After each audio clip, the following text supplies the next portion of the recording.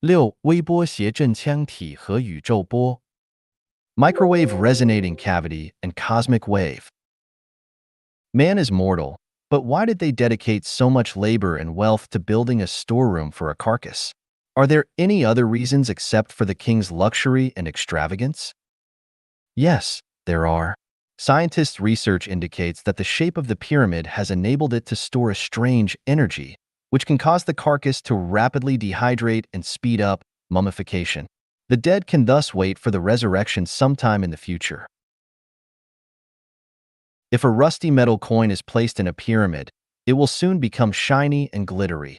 If a glass of fresh milk is placed in the pyramid and taken out 24 hours later, it will still be fresh and delicious.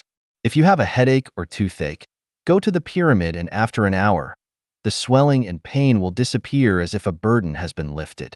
If you are suffering from neurasthenia and exhaustion, go to the pyramid and after a few minutes or hours, you will feel revitalized and your energy will be doubled. French scientist Bovis discovered that the carcasses of small animals, such as piglets and puppies placed in waste bins at one-third the height of the pyramid did not decompose, but instead dehydrated and turned into mummies. He built a small pyramid in his workshop according to the dimensions and proportions of the Great Pyramid and achieved the same antiseptic and preserving effect. These small pyramids for home use were once popular in the United States for preservation and experimentation purposes.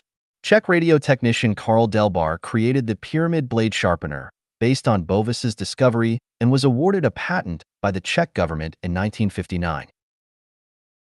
The Egyptian scientist Healy also did an experiment. After having put the bean seeds in the pyramid for some time, he found that the sprouts were 5 times longer and the chlorophyll was 5 times more. In 1963, biologists at the University of Oklahoma determined that the Egyptian princess Manat, who had been dead for thousands of years, still had viable skin cells on her lifelike body. The most hair-raising story comes from Dr. Masu, an Egyptian archaeologist who announced that when he opened the stone door of an ancient tomb 27 feet below the Valley of the Kings after 4 months of excavation, a large gray cat covered in dust arched its back and hissed fiercely, pouncing towards the people. Several hours later, the cat died in the laboratory, but it faithfully guarded its master for 4,000 years. Some scientists believe that the structure of the pyramids creates a good microwave resonance cavity. The heating effect of microwave energy can sterilize and dehydrate the body, and the cavity can fully play the role of microwave. But how did the pharaohs 4,000 years ago know how to use microwaves? Other scientists believe that any building can absorb different cosmic waves according to their external shapes. The granite in the pyramid has a battery-like effect, absorbing and storing various cosmic waves, while the limestone outside the pyramid prevents the diffusion of cosmic waves. The supernatural power generated inside the pyramid is the result of the action of cosmic waves. But how could the pharaohs 4,000 years ago know about cosmic waves and discover the relationship between cosmic waves and stone? 7. 法老诅咒和核废料 Pharaoh's curses and nuclear waste. It is incorrect to think of the pyramid only as a source of life and energy. The pyramid also deters people from further exploration with its mysterious and frightening means. In 1922, people excavated the mausoleum of Tutankhamun, a king who died in the 18th century BC. The entrance to the grave bore the awe-inspiring inscription, "Any tomb robber will be cursed by Pharaoh." Scientists have traditionally dismissed the curse of the pharaohs as superstitious nonsense, yet repeated instances of misfortune and disaster have demonstrated the potency of these curses. One of the leaders of the excavation, Duke Karna, was bitten by a mosquito and suddenly died of a carbuncle. Then a visitor named Yule drowned, while the railway magnate Mr. Amerage died of pneumonia. A journalist who used an X-ray camera to photograph the mummy of the king died of shock. Dr. Kent's assistants, Mike and Pitcher, died one after another under mysterious circumstances. Pitcher's father committed suicide by jumping off a building, and an 8-year-old child was accidentally killed by a funeral car.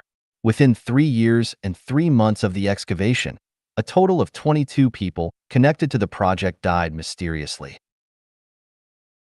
The Pyramid of Khufu also bears a terrifying inscription: "The wings of death shall fall upon those who disturb the pharaoh's peace."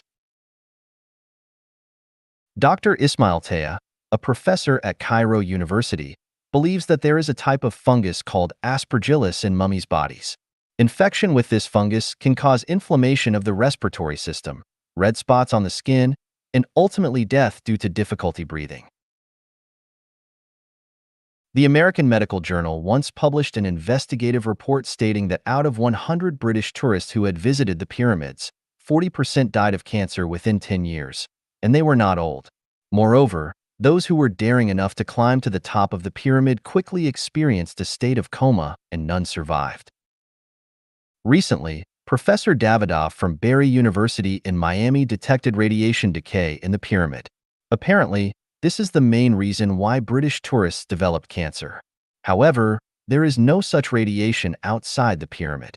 It seems that the pyramid structure can prevent radiation leakage, so he put forward a new and bold hypothesis. The pyramids were nuclear waste storage facilities built by prehistoric extraterrestrials. Okay, the above introduction and analysis of the pyramids are very insightful, and there is no need for me to explain further. The fact is that the pyramids are not the work of human beings, nor are they the tombs of pharaohs. There are many reasons why the pharaohs' bodies were stored inside, and one of the main reasons was to prevent the secret of how the angels created humans from being leaked and copied by humans or other aliens, causing unnecessary trouble. The pharaohs were the supreme beings among humans, and their bodies were stored in the pyramid, so people would not try to enter the tower out of respect, thereby protecting the secret from being leaked. So, what about the curse of the pharaohs? 34. 法老的诅咒，神的约束。 34. The curse of the pharaohs, divine restraint. So what happens to those who dare to trespass into the pyramid? According to the curse of the pharaohs, all intruders will be killed, otherwise the secret will be leaked. But what is the curse of the pharaohs? When excavators such as Carter entered a spacious room under the pyramid, they found a mud sculpture board that read, "Death will come on swift wings to those who disturb the peace of the king." Another statue had the inscription, "I am the one who is matched with the scorching heat of the desert," which forces tomb robbers to flee and is responsible for guarding the tomb of Tutankhamun. These two sentences are the curse of the pharaohs. But does the curse really have an irresistible power? Let's look at some collected examples. The excavation leader Carnarvon fell ill soon after the tomb was opened on December 5, 1922, and died. His sister wrote in her memoirs, "Before he died, he had a high fever and kept shouting, 'I heard him calling me, and I'm going to join him.'" Another leader, Carter, died in 1939 at the age of 65, seemingly not affected by the curse, but his beloved canary was bitten to death by a cobra one day. In addition, his daughter hanged herself shortly after her father's death, leaving a note that read, "I can no longer bear the curse." In addition, one of Carter's assistants died of lung disease suddenly one day, 3 years after the excavation work had taken place, and another assistant died suddenly at the age of 45 in 1929. British investor Carnarvon was bitten by a bug and died in pain within 6 months after the project was completed. The nurse who accompanied him in the Cairo hospital heard him shouting loudly before he died, "I'm done. I've heard the call." This nurse also died later, inexplicably. 6 months after Carnarvon's death, his half-brother Hibbard committed suicide due to schizophrenia. In 1939, Carnarvon's mother-in-law also died suddenly, allegedly also bitten by a bug. American railroad tycoon Gruelle died suddenly of the plague shortly after entering the tomb. South African millionaire Sheikh Ali was visiting the excavation site of Tutankhamun's golden mask and fell into the Nile and drowned. Professor Richard, who used X-ray examination on the pharaoh's mummy, developed a high fever after working for several days and died soon after. The director of the Cairo Museum, Meller, did not believe in curses and boasted about it. For weeks later, he suddenly passed away due to heart disease, according to doctors. By the end of 1923, 22 people who participated in the excavation mysteriously fell ill and died. In 1971, Mr. Emery, an archaeologist who searched for ancient tombs about 30 kilometers south of Cairo, suddenly became paralyzed and died shortly after. Professor Domitian, who copied inscriptions inside the tomb, also met with misfortune. The Egyptian government's antiquities administrator agreed to take Tutankhamun's relics out of Egypt and to exhibit them in Paris. He was hit by a car and died in the hospital 3 days later. His daughter was also involved in a car accident and was critically injured. Dr. Meverlitz, who was preparing for the Egyptian Antiquities exhibition, died suddenly at home a week after signing the exhibition agreement. 2 pilots who airlifted Tutankhamun's relics suddenly died from heart disease shortly after. During the exhibition of the Golden Mask in San Francisco, a police officer was hospitalized due to heart disease while on duty.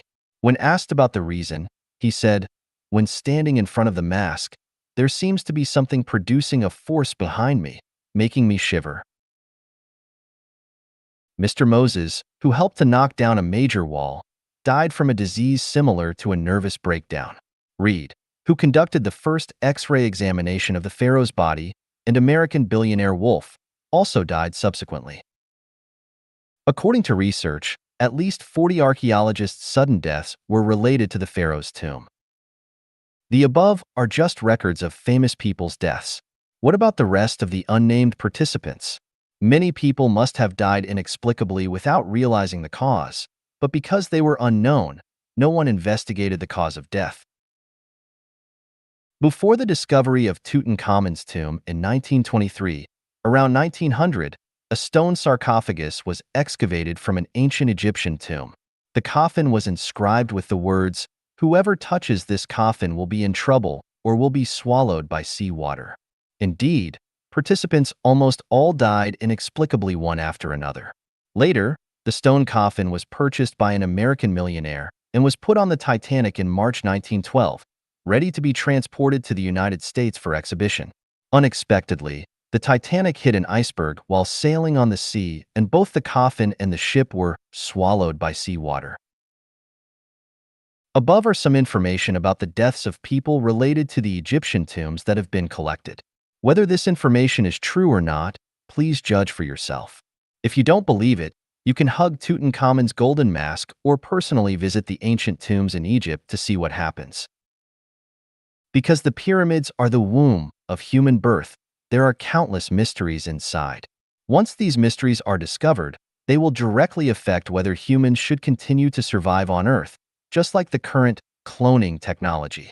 If humans can be replicated on a large scale, it will directly threaten the balance of life in various spaces and disrupt the order of the reincarnation of life. Therefore, humans cannot take risks. If the dogs we raise at home gradually possess human intelligence, should we continue to raise them or execute them? If someone is curious about the advanced military secrets of the Department of Defense, we first use guards, electronic protection, and other measures to defend. What if they have already penetrated the secret repository? Are we going to let them walk away and leak the high-level secrets? Peeping into the secrets of others is a very dangerous act and a foolish behavior that brings trouble upon oneself. Depending on the level of secrecy, the explorer will face the fate of being threatened, tongue cut, eye gouged, imprisoned, or killed. Let's just be honest people and not let our curiosity lead us to the path of death. All secrets will eventually be revealed to the world, but it takes time. It is not yet time for humanity to know, and at that time, there will be people who are destined to explain the mysteries. For those who know about cloning technology, it's best not to say anything. Think about it yourself. Alright, that's all about the curse of the pyramids and the pharaohs. Can we deduce the existence of the greatest creator from these mysterious phenomena? 35 神秘的百慕大为何神秘 35. Why is the Bermuda Triangle mysterious? I am not surprised or skeptical about geographical mysteries and phenomena because more than 20 years ago, I witnessed a miraculous sight on Sea Mountain in Zhangjiago City, Hebei Province. At that time, I was studying in Zhangjiago and liked to invite some classmates to go hiking on the mountain on Sundays. Once, we came to the half slope of a mountain and saw three closely connected square caves with sides about 1 meter long, arranged side by side on the mountain. Curiosity naturally made us look into the caves. I don't remember the order in which we looked into the three caves, but I only remember that in one cave, there was a cold wind blowing directly at us. In another cave, drops of water fell into a small pool in the cave, and in the third cave, there was neither wind nor water, but the cave was full of ice blocks and ice edges. We stood at the cave's edge, using our imagination to speculate how such a strange sight was formed. It was late spring and early summer at that time, and the ice in the cave should have melted long ago. Where did the ice come from? Moreover, why were there no ice in the other two caves that were tightly adjacent? What's more puzzling was where did the wind come from in the cave? With doubts in our minds, we went down the mountain and asked a local person as if we had discovered a new continent. Do you know there are 3 strange caves on this mountain? He laughed and replied, yes, I know. One is called the Wind Cave, the other is called the Water Cave, and the third is called the Ice Cave. I knew about them since I was a child. This mountain is called Sea Mountain. If you kowtow in front of the cave, you will have sons in the future. Wow. It's amazing. Looking back, I wonder if my son is the result of those frequent kowtows at Sea Mountain. Sea Mountain seems to hold its own mysterious blessings, while Bermuda doesn't offer as much fortune. The Bermuda Triangle is called the Devil's Triangle, Death Triangle, Ship and Aircraft Graveyard, Black Hole of the Earth, and so on. So, what is Bermuda? What is the Bermuda Triangle? And why are there these terrifying nicknames?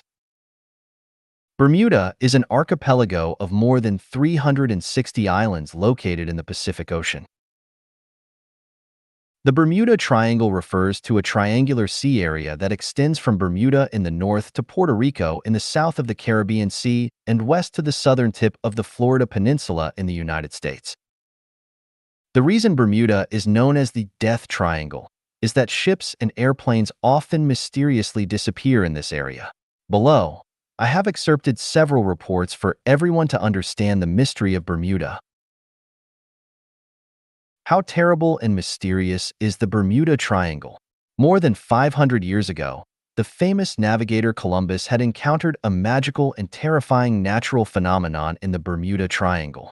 It was in 1500, Columbus's 4th trip to America, passing through the Bermuda Triangle in the Atlantic Ocean. One day, Columbus and his companions on board came out of the cabin and stood on the deck, enjoying the beautiful seascape here. At that time, the sky was clear, the wind was calm, and the sea surface like a mirror reflected the dazzling moonlight, and the waves stirred up by the bow of the ship looked like piles of snow-white pearls. The vast expanse of sea and sky, connected by water, made people feel soothed, relaxed, and in high spirit. Just when Columbus and his companions were intoxicated by the beautiful and charming sea views, suddenly the weather changed dramatically. In an instant, the sky darkened, the strong wind blew, and the sea water rolled up waves dozens of meters high, like water walls attacking the deck.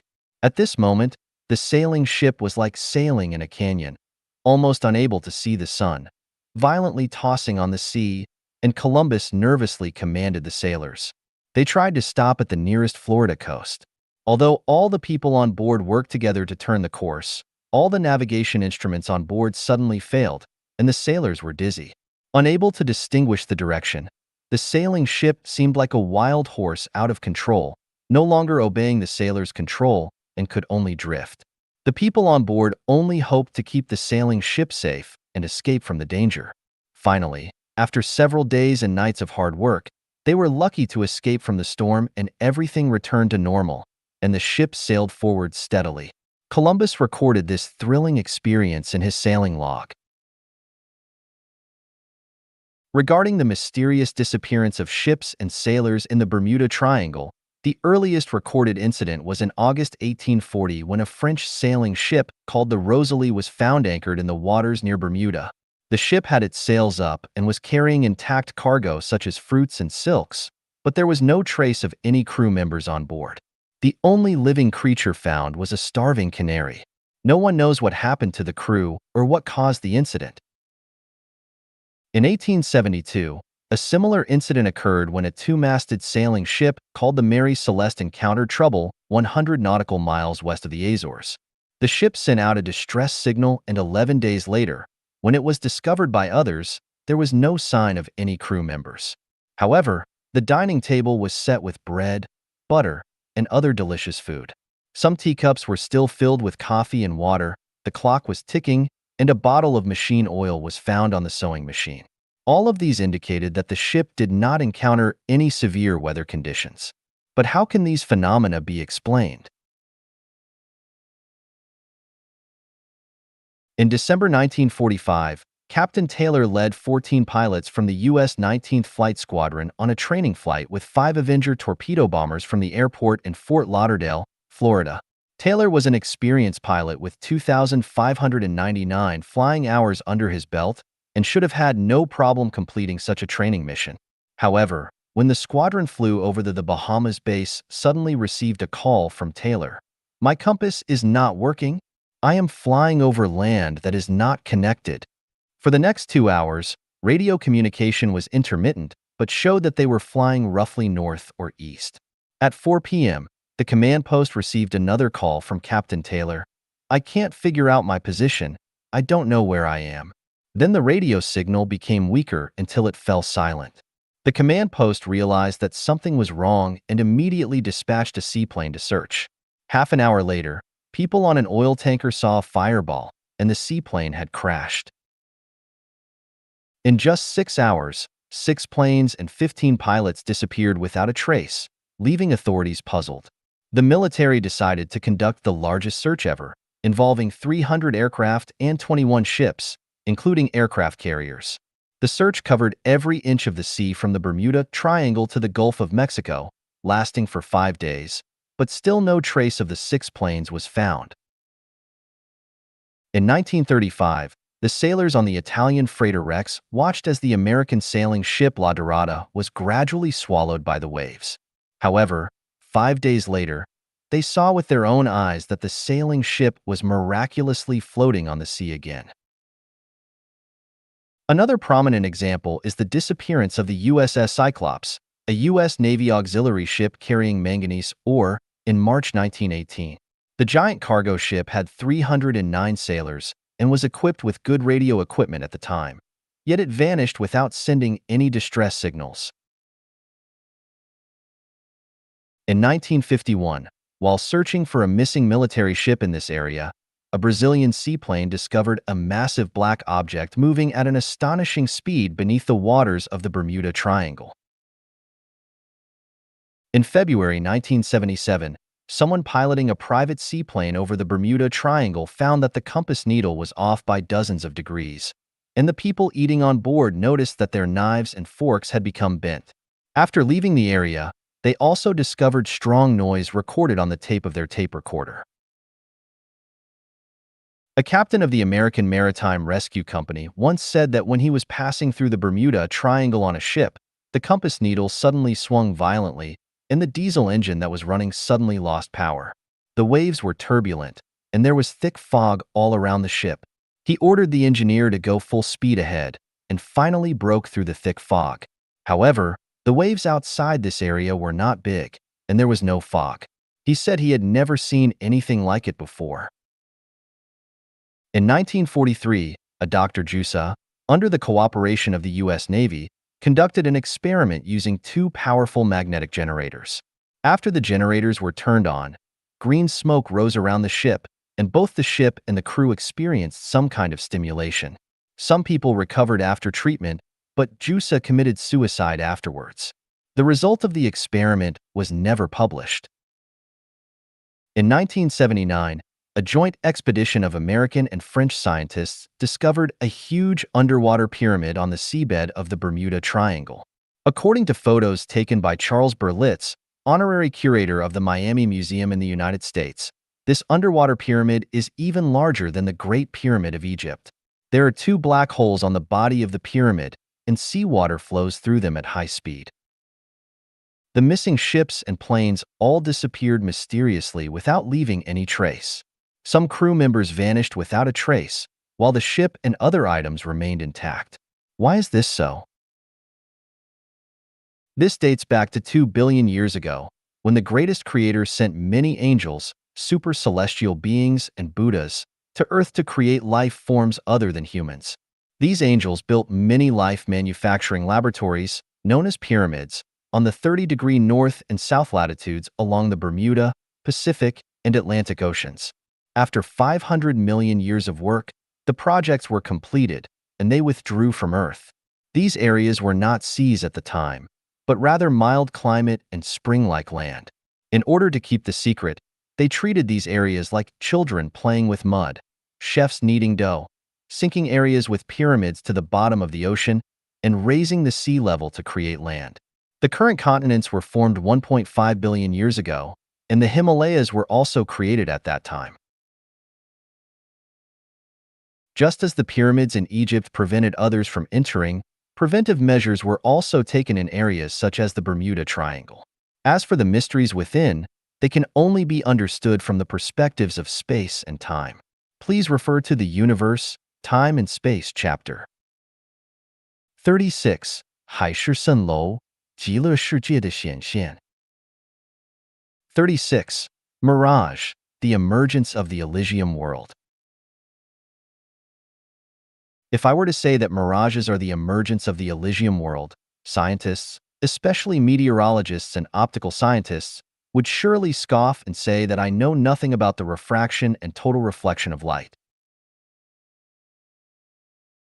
Indeed, my knowledge of optics and meteorology is only superficial, and I dare not show off my shallow knowledge in these fields, for fear of showing off my skills in front of an expert, or displaying low-level skills in front of an expert to impress them.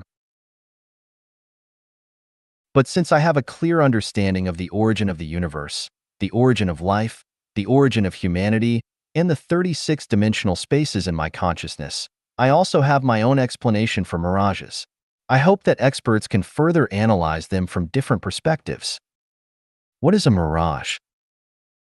A mirage is the revelation of the celestials and Buddhas to human beings. It is the emergence of a drop of the scenery of the Elysium world of the 36-dimensional spaces in the human world. In other words, a mirage is the true scene of the existence of the Elysium world. Some people describe a mirage as elusive, ever-changing, seemingly real yet illusory, and like a fairyland. These descriptions are quite appropriate, especially the description of like a fairyland, which can be said to reveal the true scene of a mirage. Strictly speaking, a mirage is a fairyland, and the Elysium world of the West preached in Buddhism is such a scene.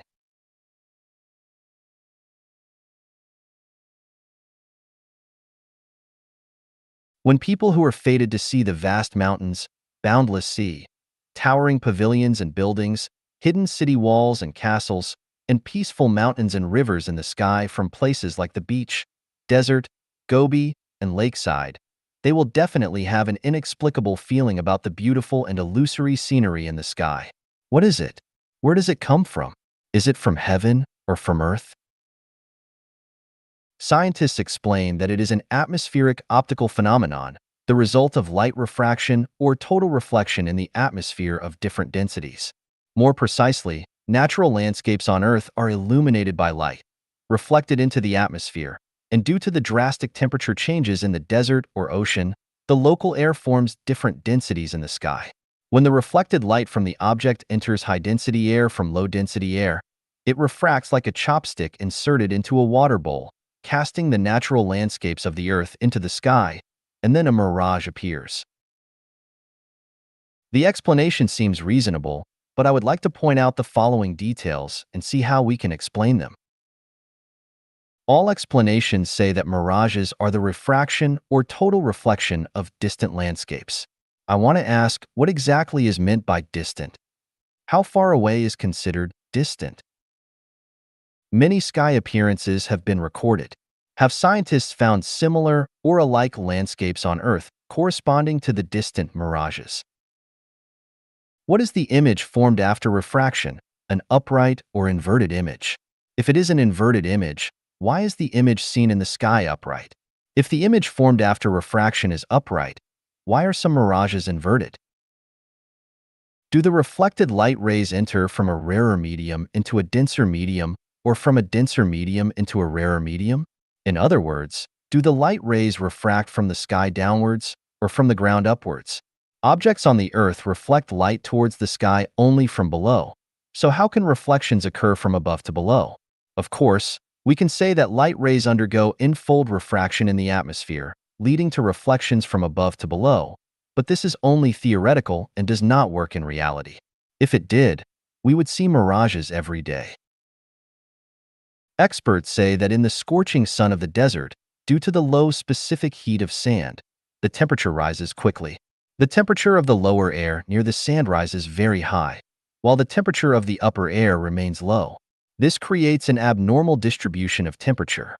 Due to thermal expansion and contraction, the density of the lower hot air close to the sand is small, while that of the upper cold air is large. Therefore, the refractive index of the air is smaller in the lower layer and larger in the upper layer. When light reflected from distant higher objects enters from the denser upper layer to the rarer lower layer, it is refracted continuously, and the incident angle gradually increases. When it becomes equal to the critical angle, total reflection occurs, resulting in a mirage. This theoretical analysis seems reasonable, but I have a question. If this theory is correct, then mirages should be seen frequently in the sky above deserts all over the world. Why do some deserts not have mirages for decades? Are those deserts not within the scope of this theory? Of course, experts can argue that the desert where a mirage occurs must have a special geographic and climatic environment. Without this special nature, even if there is a desert, a mirage will not appear in the sky above it. So, I want to ask, what are the special conditions that make a mirage appear in the sky above a desert? Which desert on Earth does not have these special conditions? As for the mirages that occur near the sea, experts explain it this way. In the summer, on calm and still water, the upper layer of air is heated and has lower density, while the air near the water surface is cooled by the water current and has higher density. When the temperature difference between the upper and lower layers of air is large and the density is lower in the upper layer and higher in the lower layer, light reflected from islands, towns, ships, and other objects on the horizon can be refracted or totally reflected up and down, thus causing a mirage. Yes, during summer, the air above the sea is prone to forming a density pattern of lower density at the top and higher density at the bottom. But what about autumn and winter? On December 16, 2002, the Shandong region entered winter. So why did a mirage still appear on the Penglai Peninsula? If the expert's theory is correct, then the air above the sea during summer should always have this density pattern. So why aren't mirages seen above the sea worldwide? In recent years, mirages have frequently appeared in the air above the Penglai Peninsula in Shandong. Some experts claim that this is due to the results of recent environmental cleanup efforts, with the air now being fresh and the environmental quality being high, leading to frequent mirages. This claim seems more like a politician's language rather than a conclusion from experts. If this is indeed the expert's viewpoint, then I have a question. When the Industrial Revolution had not yet happened on Earth, the air in the Penglai Peninsula was even fresher and of even better quality than it is now. So why didn't mirages appear frequently? Instead, they only appeared every few years. How does the air quality in Hawaii compare to that of the Penglai Peninsula, and why aren't mirages seen frequently there? Of course, experts will argue that the unique natural environment of the Penglai Peninsula is the main factor leading to the appearance of mirages, and other places do not have this uniqueness, making it less likely for mirages to appear. If this claim is correct, then I must ask another question. Since the Punlai Peninsula has a unique natural condition, shouldn't the appearance of the mirage be roughly the same each time? Why do the images of the mirage differ every time it appears? Does the natural environment of the Punlai Peninsula change every year? From the theory of light refraction, we know that when light passes through a medium with uniform density, its direction and speed of propagation usually remain unchanged. However, when light passes through two media with different densities at an oblique angle, at the interface where the two media meet, not only does the speed of propagation change, but the direction of the light also deviates. This theory is correct, but if we use this theory to explain mirages, it is not acceptable. From the perspective of the atmosphere, not only is the density different between the convection layer, isothermal layer, intermediate layer, ionosphere, and exosphere, but the density also varies within the same atmospheric layer. Therefore, when the sun shines on the Earth, there must be light refraction occurring. And just like how we see the moon in the water, we can also see many illusory suns in the atmosphere. So why can't we see them? The density of air is not only different during the day, but also at night. When the full moon hangs in the sky, we can see the mirage of the moon reflecting on the water. So why can't we see the illusory reflection of the moon refracted into different densities of air in the sky?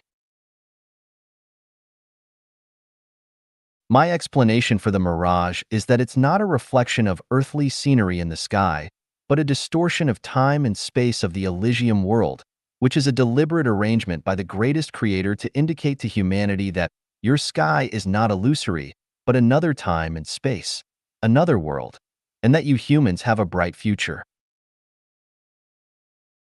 When I introduced the Elysium of the 36-dimensional spaces, I already explained that the 1,000-year world and the 10,000-year world are very far away, while the Elysium world is right here, and the entire universe of the Earth belongs to the Elysium world. That is to say, the Earth, the Solar System, the Milky Way, the Rotary River Galaxy, and the Low Rotary Galaxy all belong to the Elysium world. Everything we see is a kind of illusory image. Mirages are illusory, transient beauty is illusory, flowers and trees are illusory, insects, birds, and beasts are illusory, rivers, lakes, and seas are illusory, the universe is illusory, and life is also illusory. Then, where is it not illusory? The answer is, the Elysium world is not illusory. Emptiness is not empty. Form is not real. The smaller the energy, the more it takes shape, and the larger the energy, the more formless it becomes. Great form has no contour. Why can't we see the Elysium world then? Because our eyes don't have that structure. Can we see ultraviolet and infrared rays? Can we see electromagnetic and biological waves? Can we see gamma and beta rays?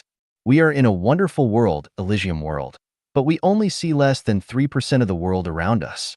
Why can't we see it? Because our merits and virtues have not yet reached that standard. This is like someone asking, why can't I stay in the White House, the Kremlin, or Zhongnanhai? Why? Think about it yourself. Here is some information that may help us understand time and space. On January 28, 1915, a Turkish army advanced towards the 60th position in the Gallipoli region. When they climbed up the hill, several clouds descended vertically and silently enveloped the hill. Several metallic beams of light seemed to shoot out of the clouds. Then, a miraculous phenomenon occurred. The soldiers, who were brave and confident, one after another stepped into the clouds and disappeared in the clouds. A soldier named Lekade saw this terrifying scene with his own eyes. He shouted to stop his comrades, but they seemed to be deaf and crazily entered the fog. After a while, the clouds rose slowly and floated away, leaving only the hill. The whole army disappeared without a trace. Where did they go? They entered the mirage. In 1994, an Italian passenger plane flying over the African coast suddenly disappeared on the radar screen in the control room and then reappeared after a while. When the flight crew landed at the airport, the duty officer asked what had happened during the flight and why they suddenly lost track of it. The flight crew was puzzled and could not figure out what had happened because their flight had been going well without any accidents.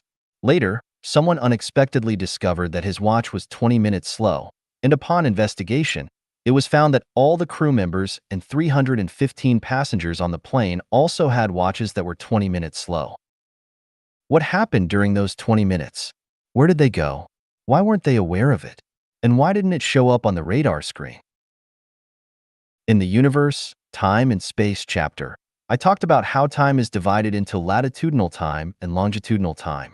Longitudinal time is the time of the material world, and latitudinal time is the time of the non-material world. Humans exist in longitudinal time, which is like the x-axis of a complex function, while latitudinal time is the z-axis. When a person or object disappears from longitudinal time, they enter the realm of latitudinal space-time.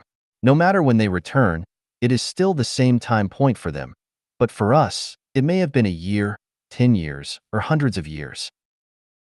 The Italian plane disappeared for 20 minutes because it entered the realm of latitudinal space-time.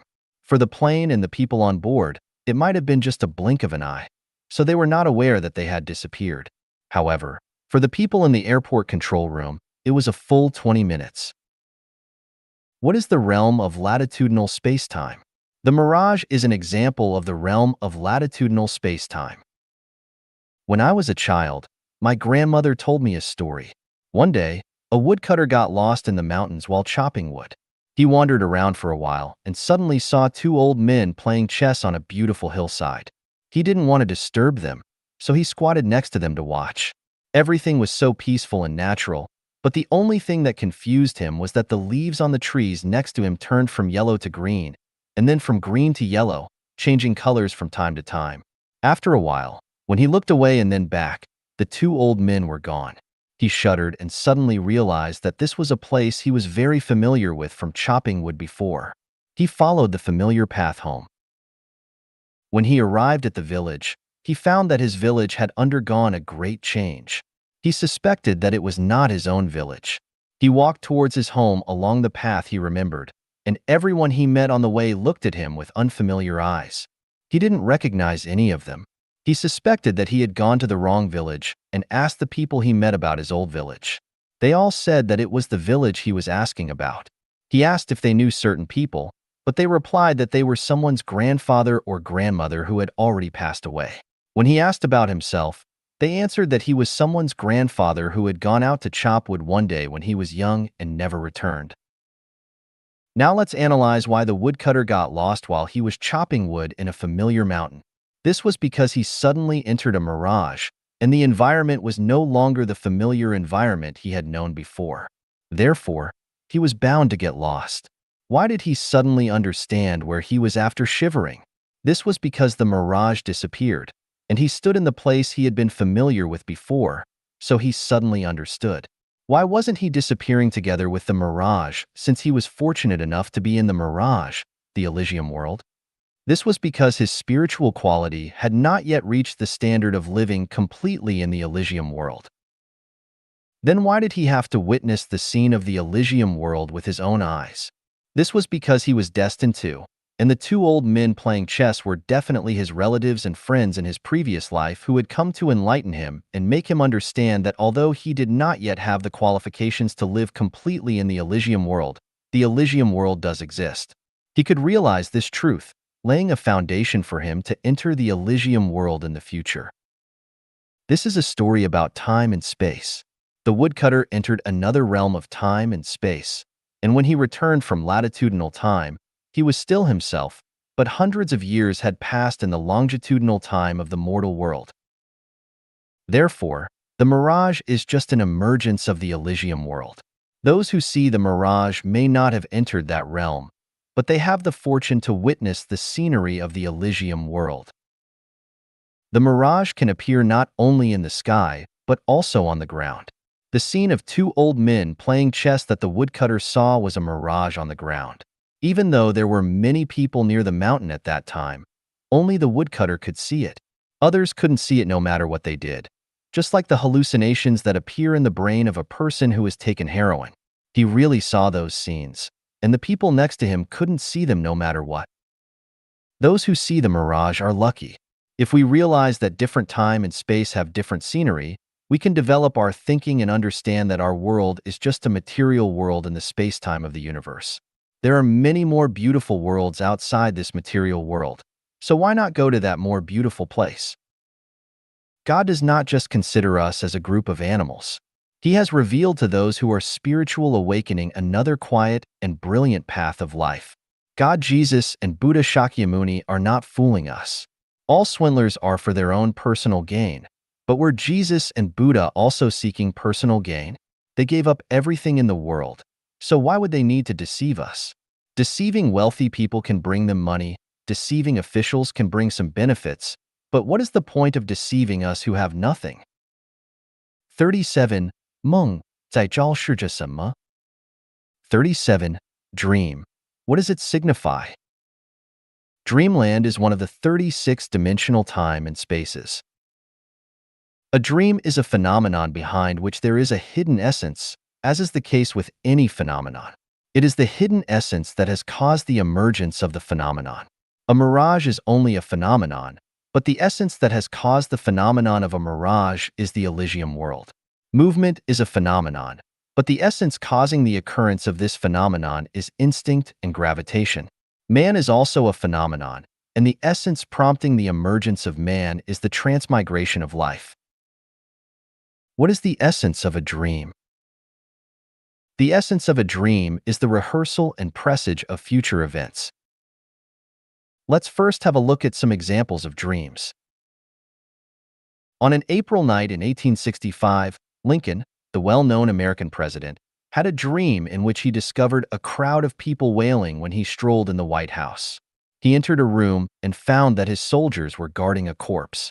He asked them whose body this was. They answered, "The president. He was assassinated." The next day, he told this dream to his wife and other people. Several days later, this terrible dream came true. President Lincoln was assassinated.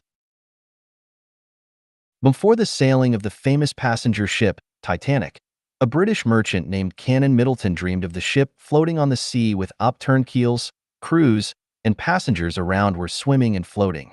The next night he had the same dream, which prompted him to cancel the plan to travel by Titanic. Very soon, his dream became a reality. In August 2002, I had this dream.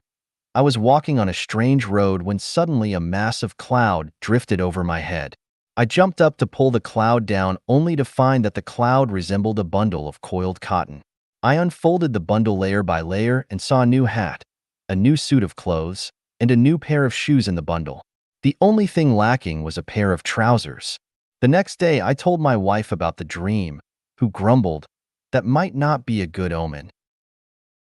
In the next few months, I busied myself madly for several people who claimed to have lost the love of their fathers, and they affectionately called me Dad, but I was fooled and cheated, nearly ripped off all my belongings earned through years of hard work. This is really a case 3 decades of toil end up in nothing in a night's time. Later, upon reflection, I came to realize the omen of this dream.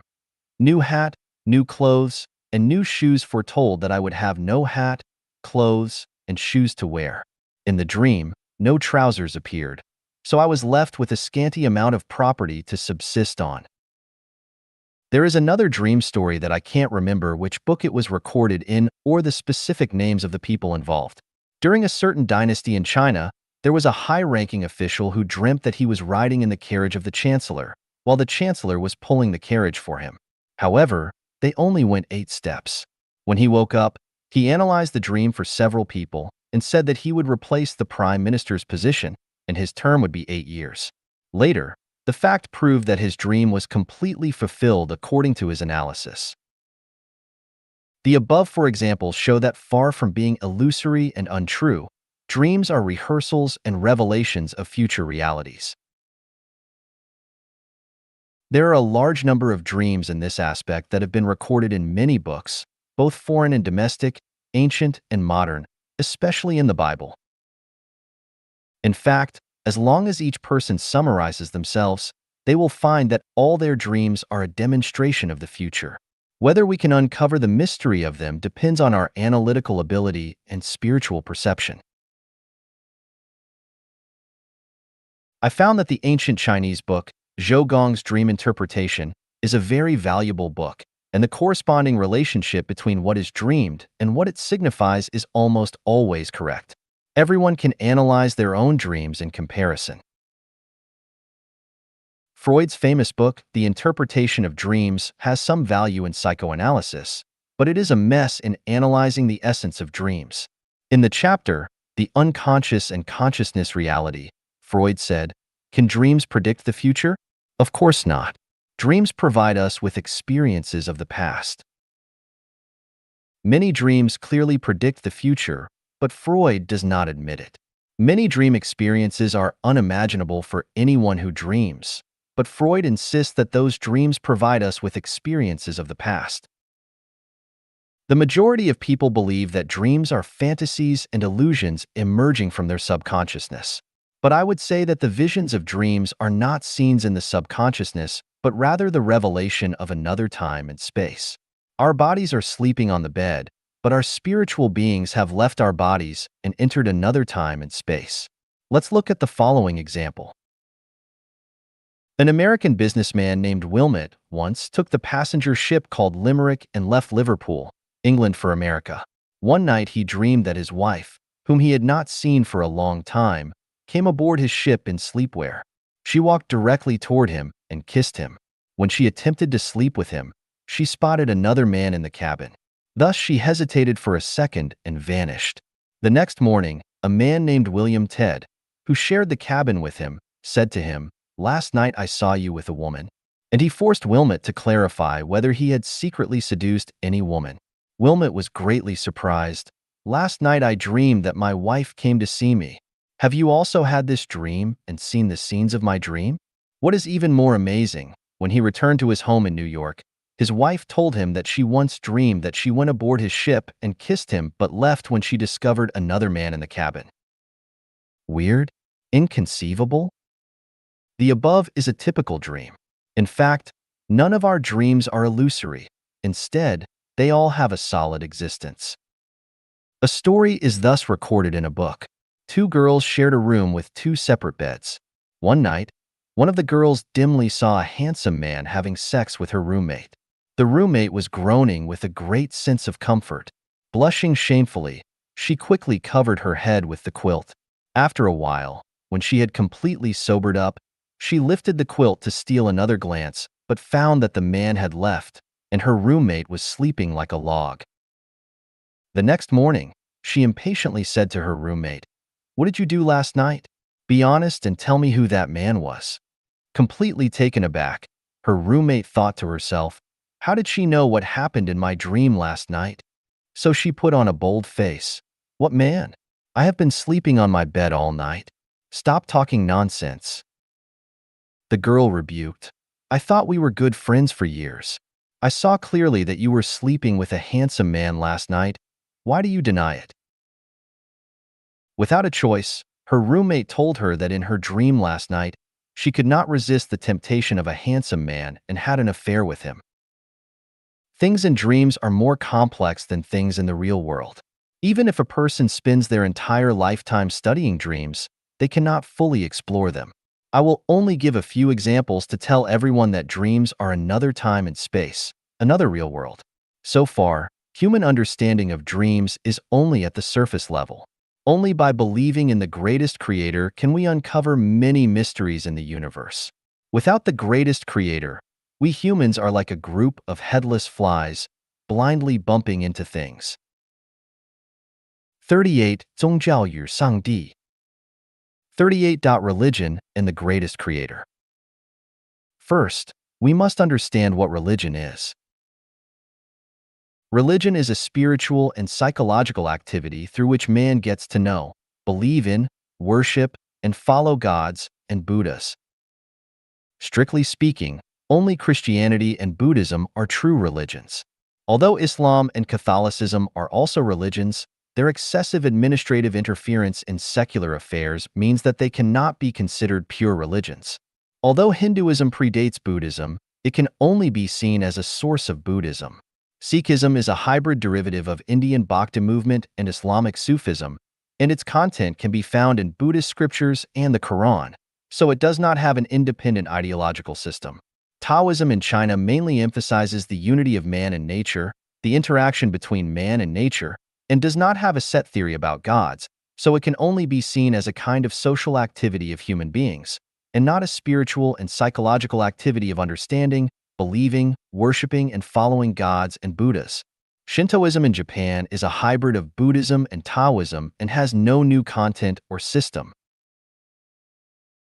Roman Catholicism, Protestantism, Eastern Orthodoxy, and other denominations are branches of Christianity without independent philosophical systems. The original religions were mainly worship of ghosts, ancestors, totems, and idols, without a complete understanding of gods. Therefore, they can only be regarded as a social activity of people and cannot rise to the height of religion. Ancient Egyptian religion, ancient Babylonian religion, worship of the Emperor of Heaven during the Yin and Zhou dynasties in China, Phoenician religion, Hittite religion, Vedic religion, ancient Iranian religion, and so on, were basically the evolution of primitive religions, mainly worshipping nature or natural forces without a perfect understanding of God. Therefore, they can only be regarded as a social activity and cannot become pure spiritual and psychological activities. Zoroastrianism, called the worship of fire in Chinese history, had its own independent understanding of God and was later absorbed by Christianity and Buddhism. Its essence can be found in the classics of Christianity and Buddhism.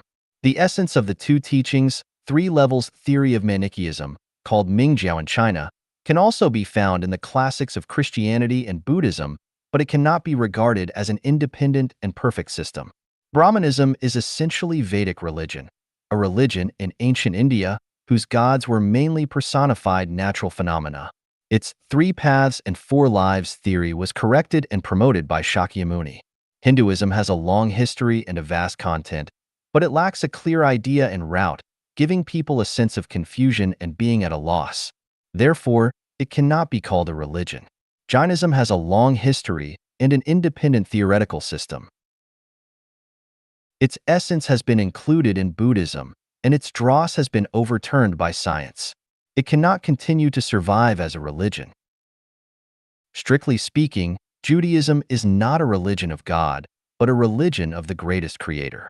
Its scriptures mainly include the Old Testament part of the Christian Bible.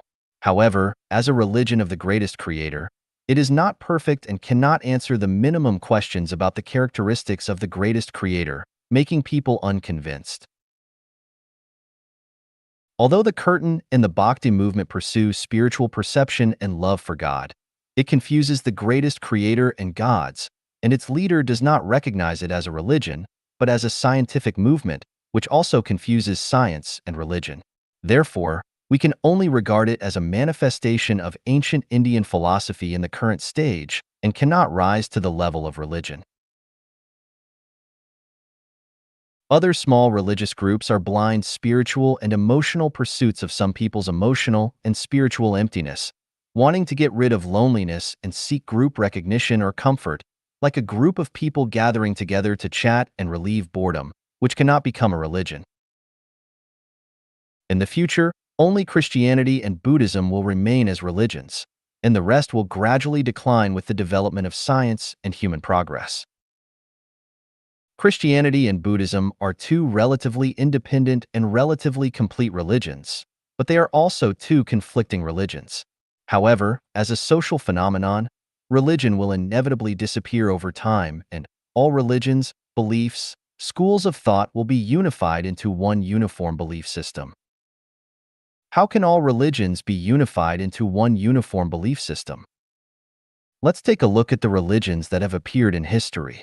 At the beginning of each religion, all its followers were firmly convinced that their religion was the only true religion that would exist forever, and that other religions were all evil cults and heresies. However, with the development of time, the progress of mankind, and especially the flourishing of science, those religions have all faded out from the stage of history. Then, can Christianity and Buddhism exist forever?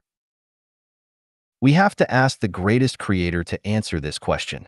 Can the greatest creator create two mutually contradicting religions? If this question is not easy to answer, we might as well ask directly, was religion created by the greatest creator? If the answer is yes, then the disappearance of religions and the mutual contradictions between different religions can only prove the disorganized thinking of the greatest creator. However, the greatest creator we recognize is not like that. If the answer is no, this shows that Christianity and Buddhism are not the religion of the greatest creator. Since religion is not created by the greatest creator, we can say it was created by humans, or by gods, or by Buddha. Regardless of whether it was created by humans, gods, or Buddha, if it contradicts itself, cannot answer all the questions raised by humans, and cannot explain all phenomena related to the universe, nature, and life, then this religion will be unable to continue guiding humanity. Therefore, no matter how much the followers of the religion cannot accept reality emotionally, the inevitable outcome of this religion is decline. Religion was progressive and drove the development of human history when it first appeared. But if we hold on to certain dogmas and use doctrines from 2,000 years ago to guide people's current activities, it will hinder the development of our spirituality. It is like dynasties in human history. When they were first established, they greatly promoted the development of social productivity and promoted social progress. However, as time went on, what was once progressive became outdated and became a shackle that hindered social development. As Marx analyzed, when a superstructure does not adapt to its economic foundation and production relations do not suit the development of productive forces, this superstructure and production relations will inevitably be eliminated and replaced by more advanced ones. The reason why science can always prevail is that it is constantly evolving. If Einstein held on to Newtonian mechanics, he could not have developed the theory of relativity. If we think that the theory of relativity is universally applicable, quantum mechanics would be difficult to develop. The development of mathematical history also proves that only through development can we have a future. By constantly exploring and advancing natural numbers, positive numbers, negative numbers, integers, fractions, irrational numbers, rational numbers, imaginary numbers, and complex numbers, we created a magnificent mathematical palace. If we still cling to natural numbers, deny the existence of other numbers, and do not explore, and try to solve all problems with natural numbers, humanity will still live in barbarism and ignorance in caves and tree branches. Do we still doubt the major trend in religion, which advocates for the unification of all religions into one belief system? We must continue to explore and advance, and it is necessary to predict the unification of all religions into one belief system in advance.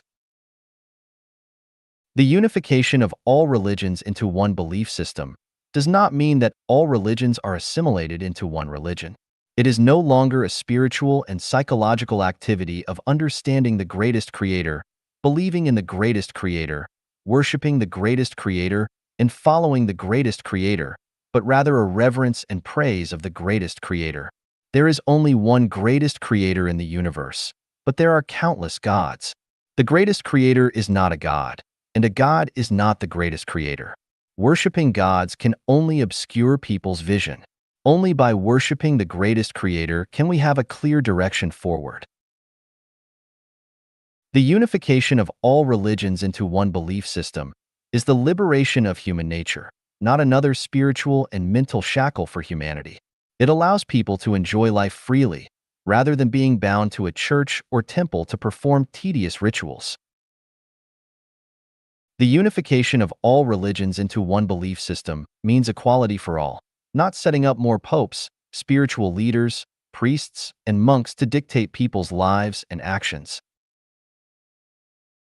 The unification of all religions into one belief system does not have fixed scriptures and doctrines, but it is about promoting all the wisdom achievements of humanity. The unification of all religions into one belief system is no longer about followers of different religions. Everyone is a follower, and at the same time, nobody is a follower. All people are children of the greatest creator, not of any particular deity or Buddha. In essence, the unification of all religions into one belief system is the true religion of the greatest creator. Although it is called a religion, it is not actually a religion. Will Christianity and Buddhism really exit the historical stage? There are many people in the world who are fervently spreading their faith, which is commendable. I hope that everyone participates in religious activities. However, every preacher must be clear about the essence of the religion they are preaching and must be able to answer all questions about the greatest creator or Buddha. If you are ambiguous or unsure and can't even figure it out yourself, you may misinterpret the scriptures. Everyone who participates in religious activities must continue to ask questions and ask why. Once, a pair of elderly Christian missionaries zealously preached to me. They had been preaching for 40 years and could almost recite the entire Bible. Unexpectedly, they encountered such a greenhorn, like me, and were bombarded with a series of questions, including who planted the tree of knowledge in the Garden of Eden and what its purpose was. I made the situation extremely awkward, and I had hoped to gain a lot of knowledge about the Bible from them, but instead, I hurt the feelings of the two elderly people, and I still feel guilty about it today. From my personal perspective, the most successful propagators of the Bible on earth today are the Jehovah's Witnesses. They are a group of wise, kind, and sincere people. If everyone in the world became a Jehovah's Witness, it would be the embryonic form of heaven on earth. Their publications, The Watchtower and Awake, are collections of all-encompassing wisdom. But there are no perfect people, organizations, or religions in the world. I once asked my Jehovah's Witness Bible teacher, are Adam and Eve the common ancestors of mankind? The answer was yes. Then I asked, are they also the ancestors of African blacks? The teacher didn't know how to answer. Because if the answer is yes, it proves the correctness of Darwin's theory of evolution that white people can become black and black people can become white, which invisibly denies the theory of God creating humans.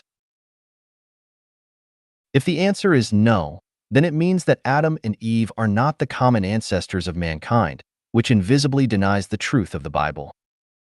Christianity is like this, then what about Buddhism? In today's world, there is a famous Buddhist master and a well-known lay Buddhist among Chinese people who can be said to be well-versed in Buddhist scriptures. I have carefully read their books or lectures and deeply felt their spiritual excellence and outstanding talent. Their contribution to the dissemination of Buddhism is immeasurable. However, even the best gems have flaws, but flaws do not mean that gems are not precious. Only artificial gems and glass have no flaws. Even people who have such profound knowledge of Buddhism are spreading ignorant knowledge. For example, one person said that as long as mosquitoes do not bite on the face but on other parts of the body, they should be allowed to eat their fill. We should not kill mosquitoes because killing mosquitoes is killing.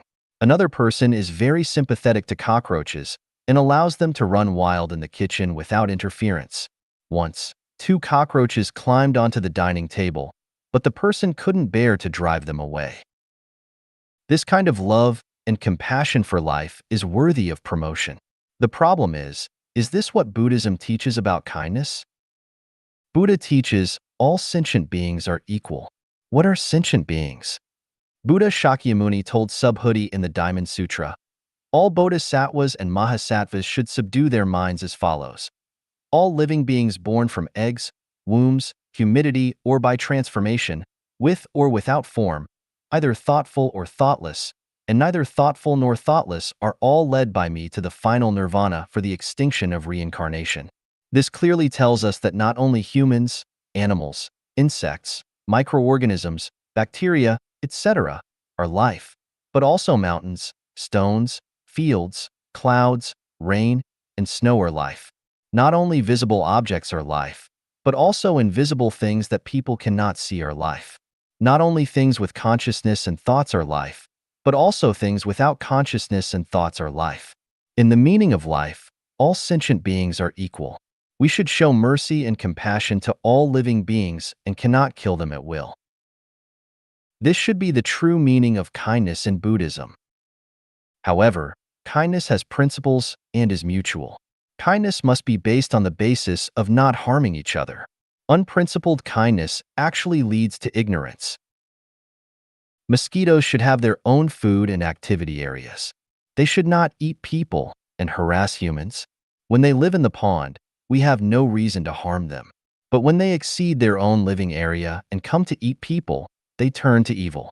Do we still need to show kindness to evil things? Cockroaches are insects and should live in their own territory. The kitchen is where humans live, not a place where cockroaches can do whatever they want.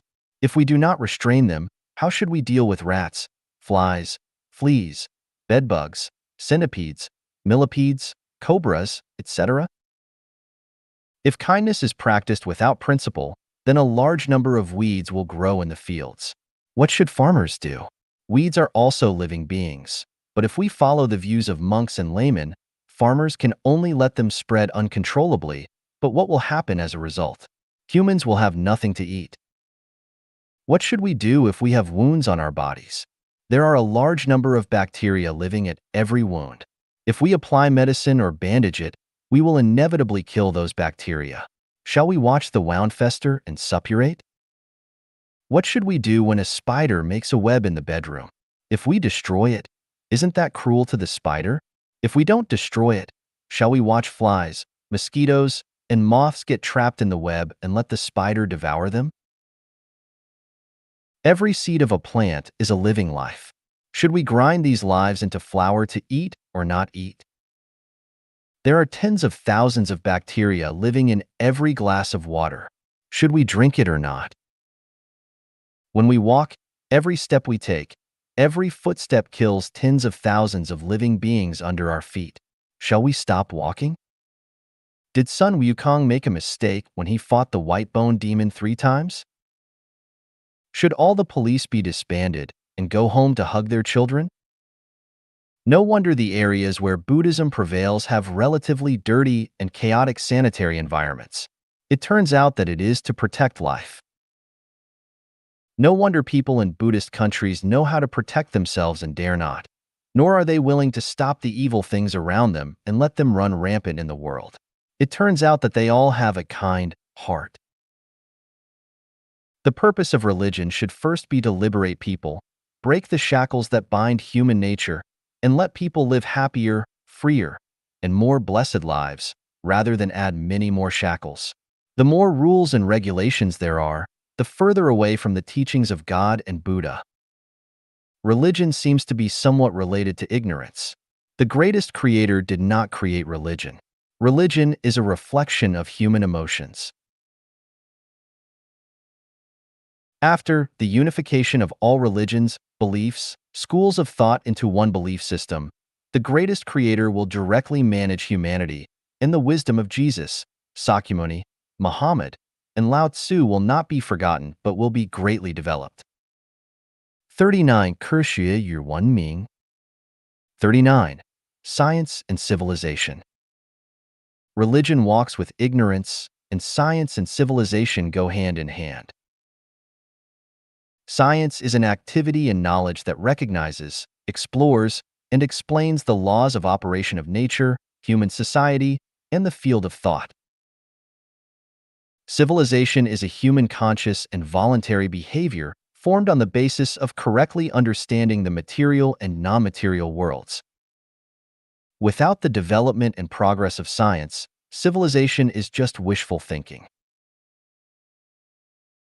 The true sign of civilization is that there is no conflict between people and society, people and nature, without laws and regulations, without supervision mechanisms, and they can maintain harmony. For example, when we take a bus and eat a banana, how should we handle the banana peel? The uncivilized way is to throw the banana peel out of the window, only keeping the cleanliness under our feet, without considering the impact of the banana peel thrown out of the window on others. A more civilized approach is to put the banana peel under the seat and then leave without a second thought. A truly civilized approach is to take the banana peel with you when you leave and dispose of it properly in a trash bin. For example, setting up an unmanned newspaper stand by a busy road, with each newspaper costing $1 and a money box placed next to it for customers to make their own change. In this situation, civilized people will willingly and conscientiously put their money into the box, take their change, and pick up a newspaper from the top of the stack. Less civilized people will put their money in the box, but will carefully choose their change, and take a newspaper from the middle of the stack to maintain the neatness of the display. Uncivilized people, on the other hand, will take advantage of the lack of surveillance and help themselves to a newspaper without paying, or even take two, thinking to themselves, I might as well take it if it's there. They don't consider the consequences of their actions, nor do they think about the loss incurred by the owner of the newspaper stand. Those who not only take the newspaper but also steal from the money box have committed a crime, which goes beyond the realm of civility and incivility. Some may argue that civilization has little to do with science. In remote and simple villages, no one pockets anything found on the ground, and doors are not bolted at night, and there is very little litter on the streets. Are these not examples of civilization? This touches on the issue of understanding science. People generally think that space shuttles, ion accelerators, computer networks, maglev trains, nuclear power plants, cloning, nanotechnology, atomic bombs, and so on fall under the domain of science, while farming, cooking, working, and small-scale trading have nothing to do with it. Many people are biased against science, thinking that while it benefits humanity, it also threatens civilization. For example, the disappearance of the no one pockets anything found on the ground, and doors are not bolted at night practices are almost entirely due to scientific development. Some even believe that science is responsible for the creation of weapons such as guns, bombers, and atomic bombs that kill people, and that it is also responsible for the hectic pace of modern life.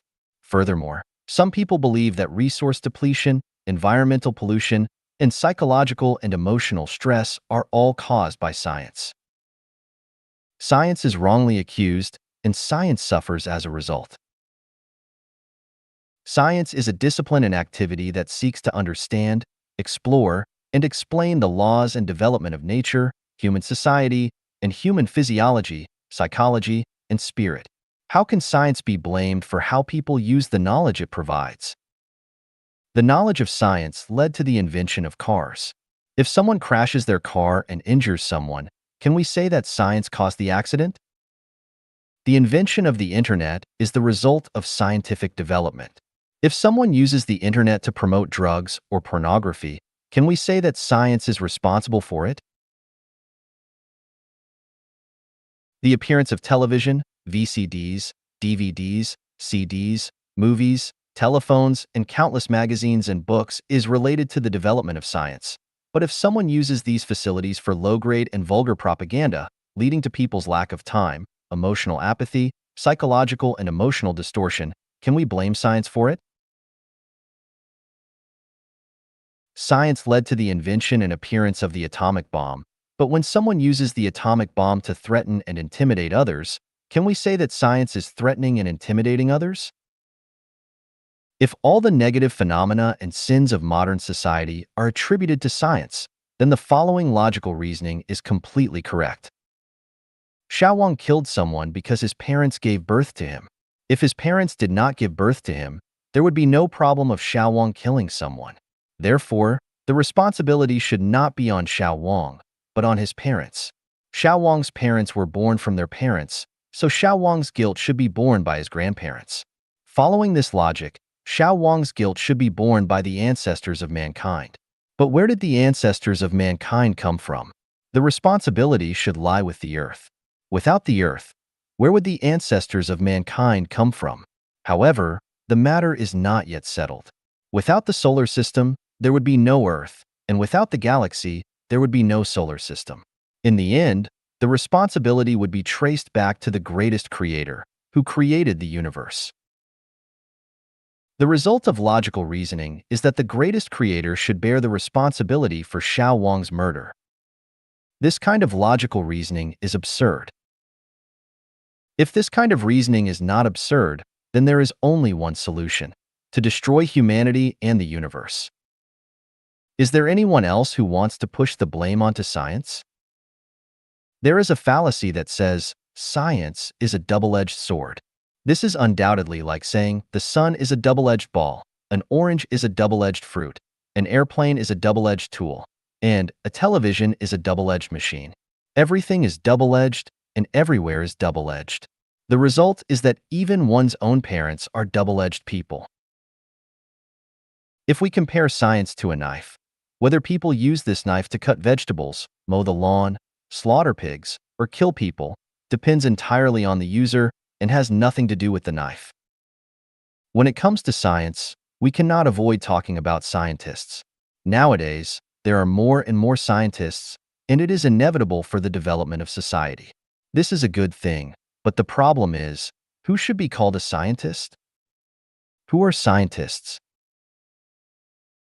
Scientists are people who discover a general and effective law in a certain time and space limit in the fields of nature, society, thinking, etc., and can clearly describe or explain this law in a certain language.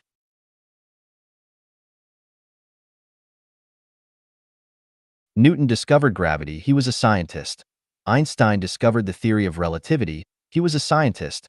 Madame Curie discovered radioactive elements, she was a scientist. Planck discovered the quantum principle, he was a scientist. Laplace discovered the uncertainty principle, so he was also a scientist, and so on. People who work in a scientific laboratory or work with scientists can only be called scientific workers, not scientists. People who can explain a phenomenon cannot be considered scientists. Otherwise, I would also be a scientist. People who work in a scientific academy cannot be called scientists. People who can make inventions based on other people's theories are only called inventors, engineers, technicians, and cannot be classified as scientists. Edison was not a scientist. People who can explain other people's theories in detail are not scientists. Many university professors can explain relativity and quantum mechanics to students, but they are teachers or professors, not scientists. People who discover a law but cannot clearly describe its principles can only be said to have high intelligence, not scientists. Therefore, the people who used Einstein's theory to develop the atomic bomb cannot be called scientists. At best, they can only be seen as scientific workers or engineers. Scientist is a sacred title that should not be used loosely to describe just anyone. Otherwise, it will tarnish science and scientists. If someone discovers and explains a principle, they are a scientist. But if they later use their discovery for harmful deeds, that is a problem with their morals and social standing and has nothing to do with the title of scientist. It is like a person who makes a kitchen knife, which creates wealth for themselves and society. But if they use that knife to kill people, they become criminals. It is not right to say that the wealth they created was wrong just because they became criminals. When we understand what science and scientists are, we will find that science is a catalyst for civilization. Without the guidance of science, human beings are a group of blindly wandering animals, unreasonable, irreparable, and without a future. Science and scientists are products of the greatest creator. The greatest creator did not create religion, but the greatest creator created science and scientists. A true scientist cannot deny the existence of the greatest creator because everything that the greatest creator creates is scientific, orderly, and principled, and not a tangled mess. Walking the path of science is walking the path of the greatest creator. Who is closest to the greatest creator?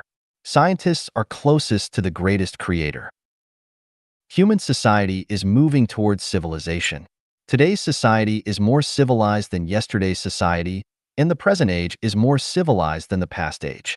If anyone hates science, hates the present, and fears the future, then take off your clothes, destroy everything you have now, and try to live in the primitive forest.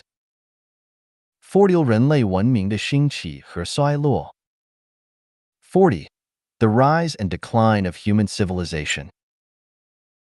Hendrik van Loon wrote an illustrated book called The Story of Mankind, which string together the major events of human history like a string of beads. On the basis of his field visits and research in Egypt, Iraq, Iran, Pakistan, India, and other places, Yu Choyu wrote a book called A Sigh of a Thousand Years. These two works are very helpful for us to understand the rise and decline of human civilization. When we examine the ancient Egyptian civilization, Maya civilization, Persian civilization, Greek civilization, Athenian civilization, Roman Empire, Islamic civilization, medieval European civilization, and the rise of Britain, we find that civilization is the crystallization of human wisdom. The rise of civilization depends on the progress of science and technology. Without the progress of science and technology, there would be no emergence and development of human civilization. Monkeys and gorillas have a longer history than humans, but they are forever in a primitive stage because there is no development and progress of science and technology. So, how did the rising civilization decline? Civilization needs an eternal spirit and pursuit as guidance. A civilization without an eternal belief is a frightening one that can be destroyed at any time.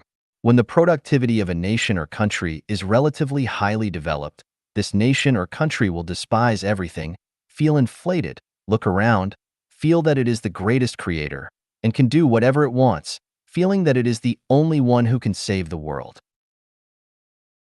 The result of self-inflation is that they want to impose their will on others, and the result is that they not only destroy the civilization of others, but also eventually decline themselves.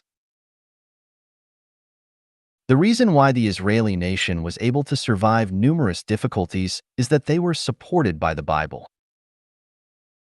The reason why Indian civilization has been fluctuating is that it is supported by Buddhism, Brahma, and the Emperor of Heaven.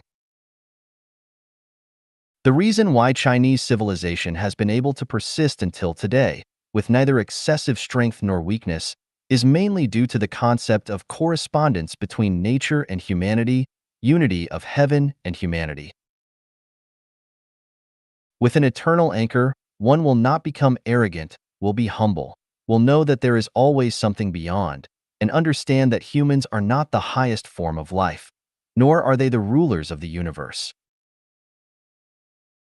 The United States is the most powerful emerging civilization in the world today, and the main reason for the rise of its civilization is "In God We Trust," as seen on the back of the US dollar bill. If the United States does not trust in God, but trusts only in itself, then it will surely decline.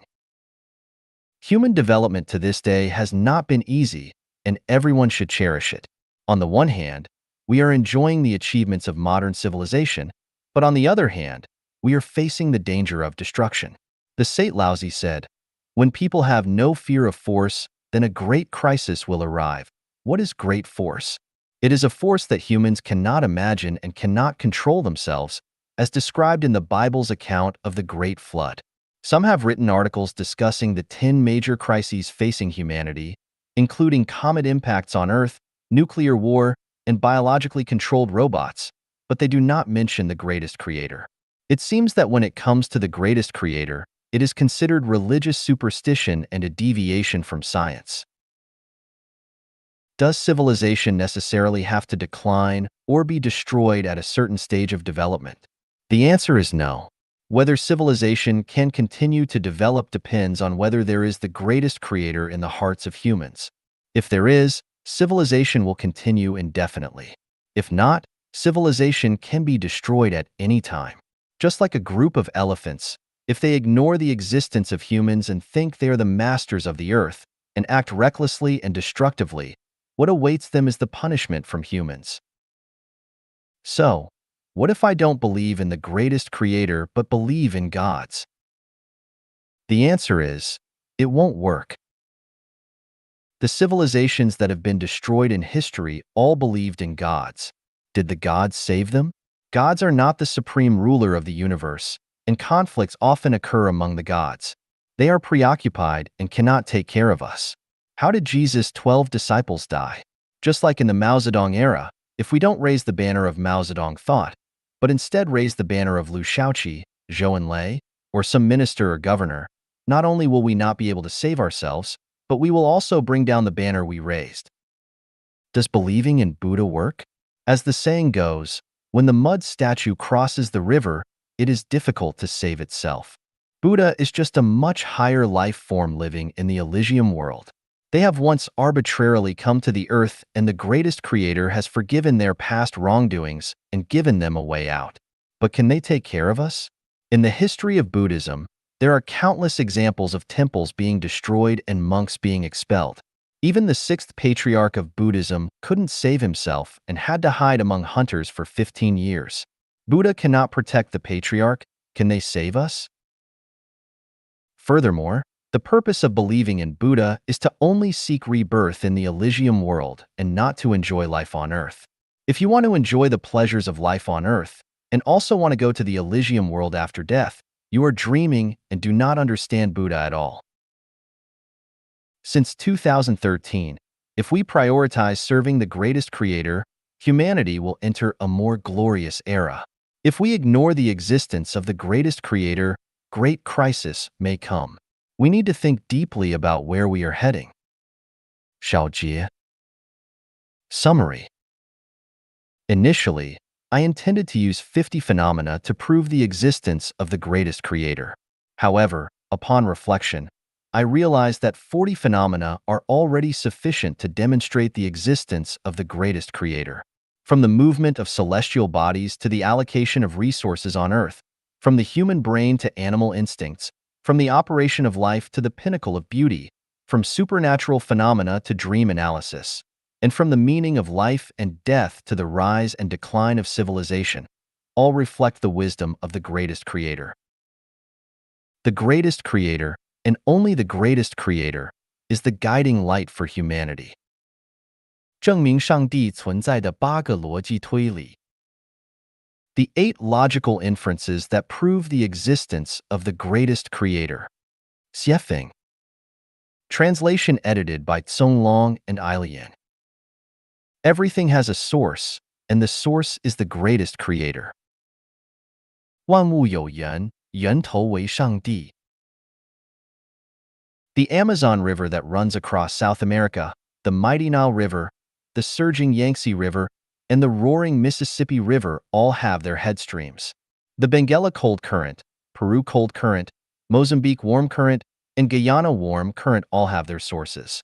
The Rio de Janeiro London Airline, Los Angeles Paris Airline, Honolulu Manila Airline, and Paris Colombo Airline all have their starting points. All the tools we commonly use, from pencils, needles, shovels, spoons, and pliers to cars, computers, printers, cameras, and machine tools, as well as all the objects we use, from musical instruments, chess, painting and calligraphy, books, watches, and clocks, to tables, chairs, and wooden stool, shoes, socks, hats, teacups, thermoses, desk lamps, phones, refrigerators, and televisions. Everything created by humanity has its origin and did not appear out of nowhere. The cats, dogs, sheep, and pigs we keep in our homes all have a source, and even the plants we cultivate in our gardens, such as peonies, peaches, pears, and apricots, did not appear out of thin air. Their original origins can be traced. Music, writing, art, medicine, theories, methods, magic arts and axioms, and theorems all have sources. White Europeans, black Africans, yellow Asians, Arabians, and Brazilians are all descendants of their ancestors. The towering Himalayas, the fertile and vast Nile Delta, the extensive Amazon alluvial plain, and the Antarctic glaciers are all formed by the vicissitudes of history. All things have their origins, and the Earth, the solar system, and the universe are no exception. They too have their beginnings. Since everything has an origin, there must be a primordial origin, and this primordial origin is the greatest creator. Everything is in motion, and the primordial motive power comes from the greatest creator. ทุก万物在动，出动力来自上帝。Mountains are rotating, winds are dancing, rivers are flowing, and springs are bubbling. Clouds are drifting, and the earth is moving. The sea is churning and flames are burning. Grass and trees are growing, flowers are fading, bacteria are multiplying, and insects are busy. Cows and sheep are grazing, lions and tigers are running, hens are laying eggs, and larks are singing. Electrons are swirling, molecules are moving, particles are flowing, and electromagnetic waves are rushing. Infrared radiation is radiating, and gamma rays are piercing. Electromagnetic waves are spreading, and photons are flashing. The heart is beating, blood is flowing, the skin is breathing, and the stomach is moving. Nerves are sensing, hair is growing, thoughts are connecting, and spirits are stirring. Though seated, we travel 1,000 miles in a flash. The Milky Way spans millions of years. The sun, moon, stars, and celestial bodies fly by like lightning, black hair at dawn turning white at dusk. Everything in the universe is in motion, and it is through mutual impetus that things move. But where does the initial force originate if there is no greatest creator? Everything has an image, and the nature of the image is energy, with the core of this energy being the greatest creator. 万物有相，相的本质是能量，能量的核心是上帝。An image refers to the size, shape, appearance, and structural type of an object, which is a watershed that distinguishes one substance from another and one object from another. Microorganisms and insects, grass and trees, humans and other animals, mountains and rivers, and so on, all are different, and the reason is that their images are different. If everything has its own unique image, how is an image generated? The origin of an image lies in the genetic structure. The image of something is determined by its genetic structure. The image of water is different from that of oil because their molecular structures are different, which means their genetic structures are different. However, any structure without the participation of energy can only be an illusion. For example, if we want to build a house, we first need to imagine the structure of the house in our brain. For complex buildings, we also need to draw a schematic diagram of the structure. But without the input of mechanical and human energy, the structure we imagined in our brain can only be an illusion. Only when we put in the energy of manpower and material resources can the structure that we imagined in our brain become a real house. A seed can only become a plant after absorbing nutrients and water from the soil and heat and light from the sun. A fertilized egg in the mother's womb can only develop into an animal with a head and feet if it is constantly supplied with nutritional energy. A light bulb can only emit light when electricity is input. A pile of soil can only become a mountain with the energy of the continuous movement of the earth. A river can only become a raging torrent with the energy of thousands of streams. So where does this energy come from? Let's trace it back to its source. For a small sapling to grow leaves, it needs to absorb water, which mainly comes from the infiltration of rainwater. So where does the rainwater come from? Rainwater comes from clouds that carry water vapor from the sky. And where do the clouds come from? The wind carries them from the ocean. And where does the wind come from? The cold and hot air currents on Earth form it through convection. And how are the cold and hot air currents formed? They are formed because the surface of the Earth continuously gains and loses solar energy as it rotates, ignoring factors such as lunar gravity. So how did the Earth start to rotate? And what force keeps it rotating continuously? According to the law of energy conservation, there can be no perpetual motion machine in the universe. The motion and changes of any object must be driven by one or more other energies. Without energy, there is no motion or change in anything. Therefore, all the motion and changes in things must ultimately have an initial push of energy that is not constrained by other energies. This initial energy is the greatest creator. The initial rotation of the Earth was driven by the energy of the greatest creator, and after it was set in motion, it was driven by other planets in the solar system, including comets. Everything is connected by cause and effect, and every effect has a cause. The initial cause of all causes is the greatest creator. For 因果相连，凡果都有因，所有因的出因是上帝。We've all had headaches before. Although the causes of each person's headache may be different, there is always a cause, and there is never a headache for no reason. Regardless of what kind of disease a person has, the disease always has a cause, even congenital diseases. There should be no dispute about this. Similarly, typhoons, tornadoes, earthquakes, volcanic eruptions, sandstorms, SARS viruses, etc., all have their reasons for occurring. The Second World War, the Crusades, the Middle East wars, etc., all have reasons and will not occur for no reason. Many Jews were killed during World War II. The Titanic hit an iceberg.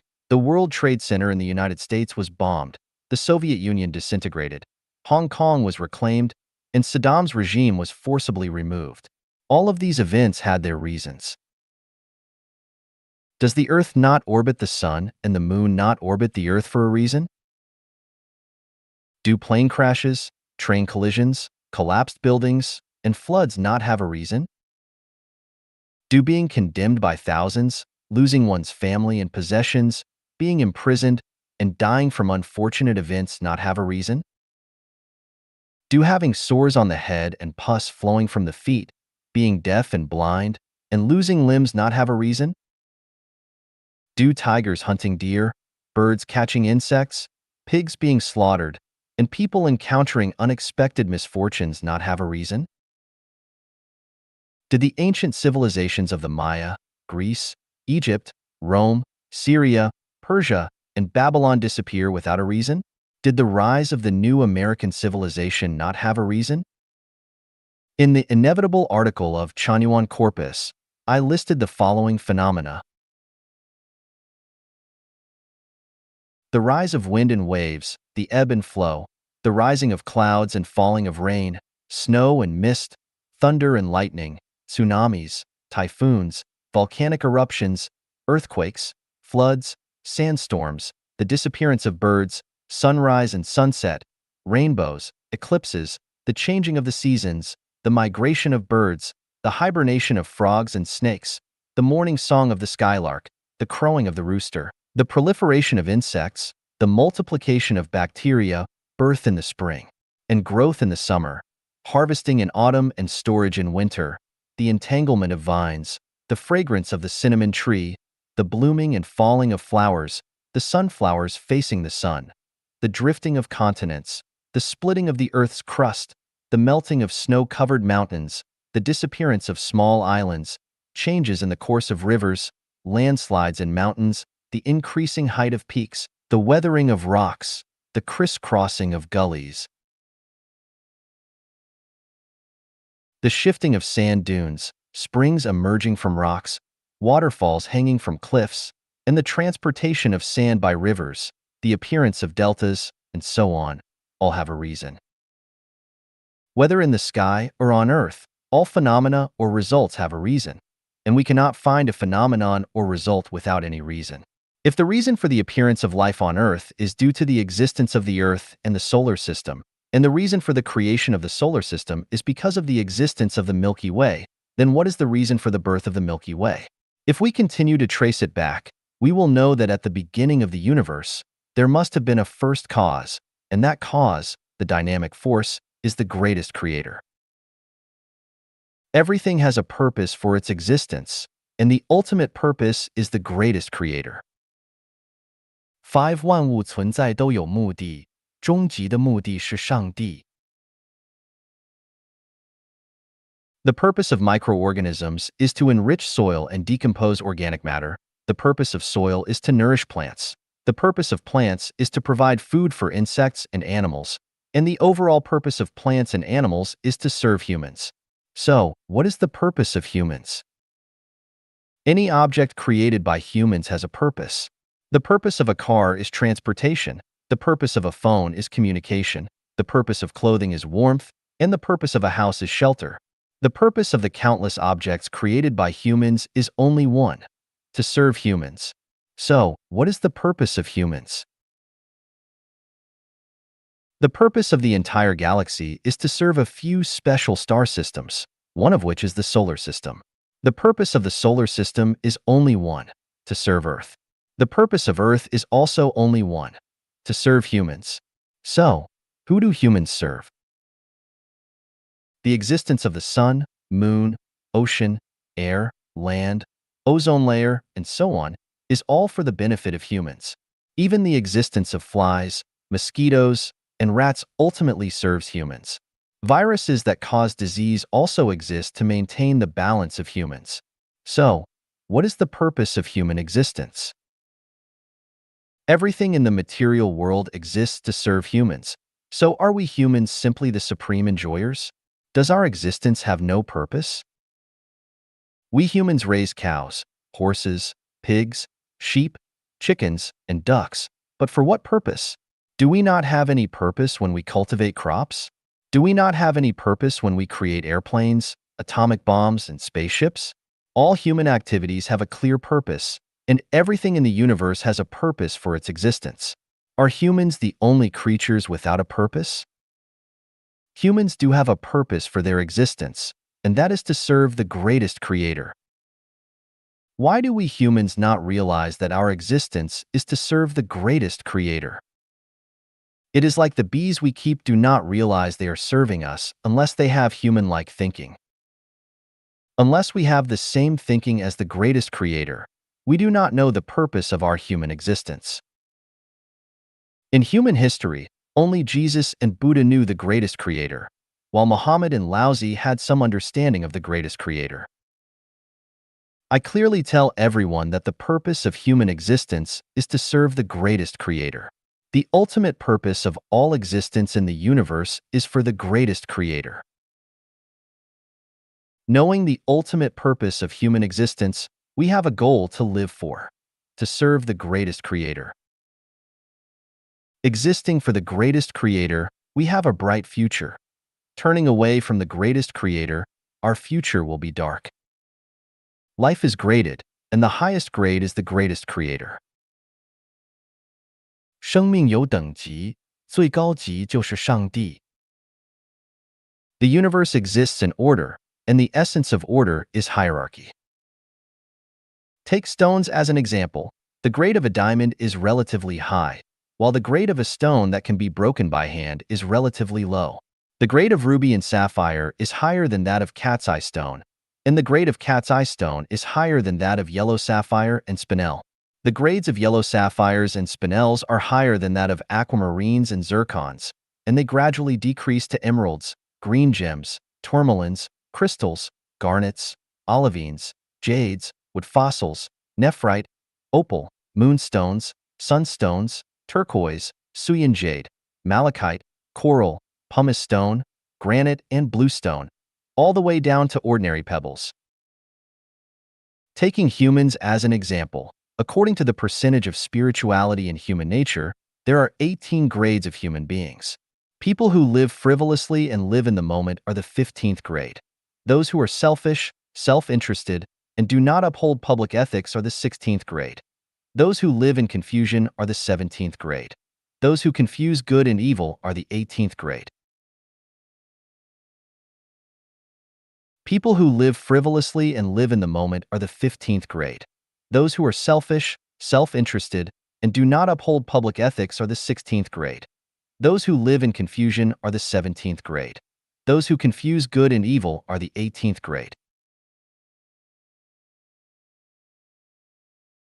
Taking life as an example, from low to high, they are life in molten lava and flames, life in ice and snow, life in eternal darkness, life in mountains and rocks, life in soil, life in water, life in air, plants, insects, land animals, aerial animals, livestock and poultry, dogs, human beings, people in the 1,000-year world, celestial beings in the 10,000-year world, Buddhas in the Elysium world, gods in the heaven world, and the greatest creator in the zero world. Life has grades, and wherever there are grades, there must be the highest grade. The highest grade of life is the greatest creator. Everything is in order, and the greatest creator is the maker of order.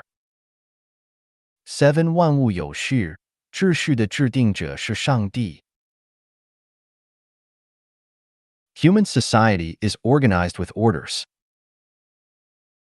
A country can only have one president. This is an order.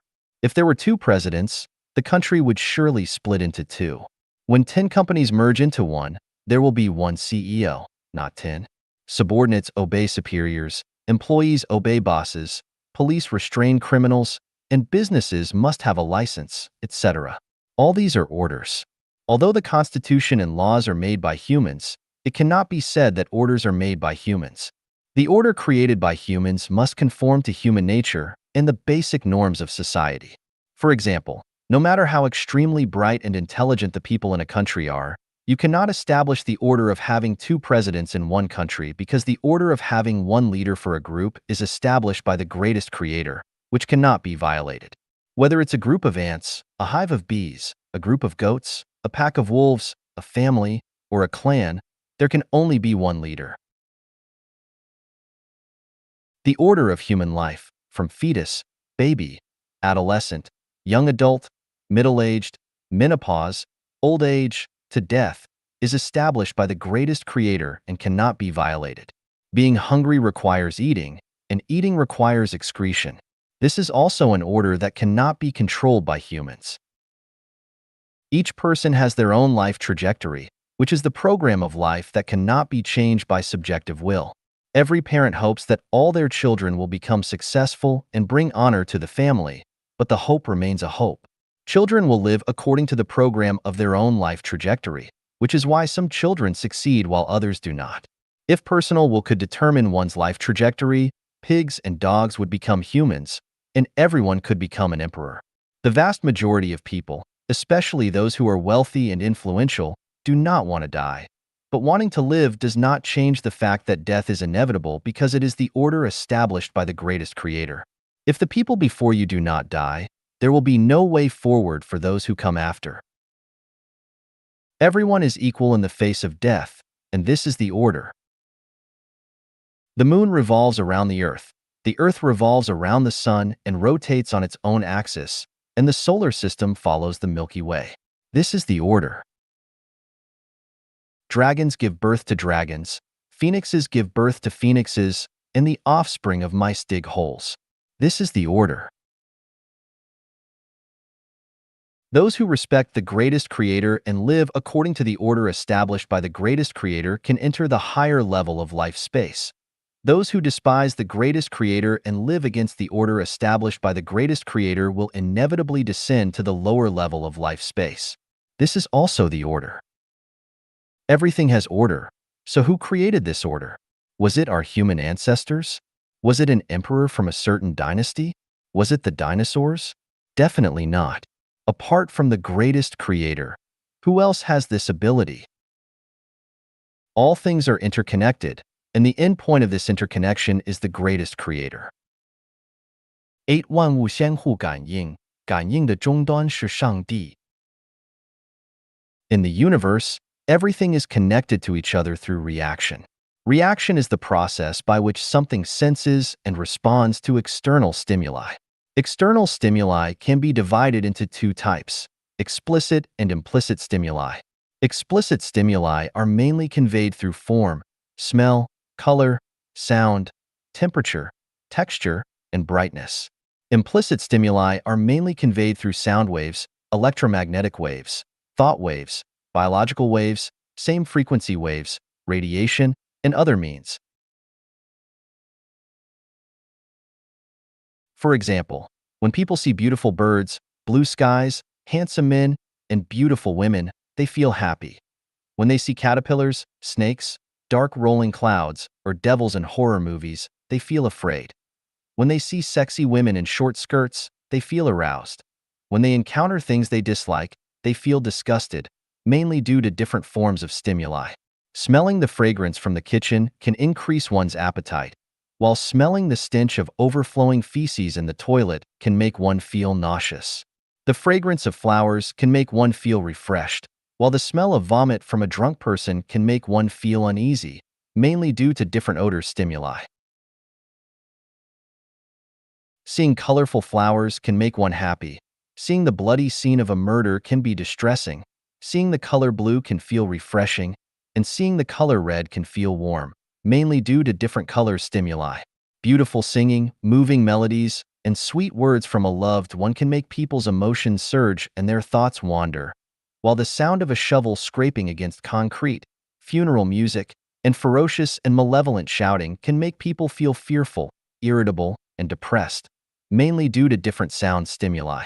When it is cold, muscles contract. When it is hot, Sweat glands expand.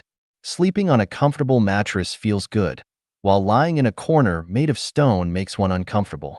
Beautiful spring scenery can make people feel ecstatic, while pitch darkness can make people feel frightened, mainly due to different reactions to temperature, texture, and brightness. The above are examples of how people respond to explicit stimuli from the external environment. Examples of how people respond to implicit stimuli are as follows. Sometimes people feel anxious or restless for no apparent reason. This is because of the thought waves or biological waves of people who are associated with them.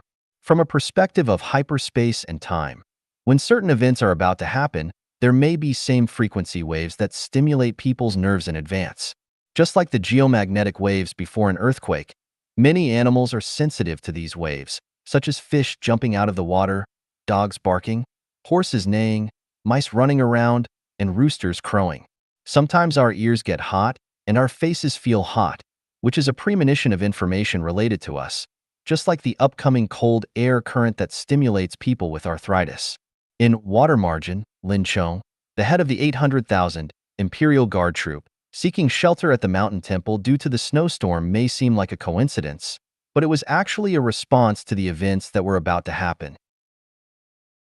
Without this sensitivity, he would have been killed in the fire.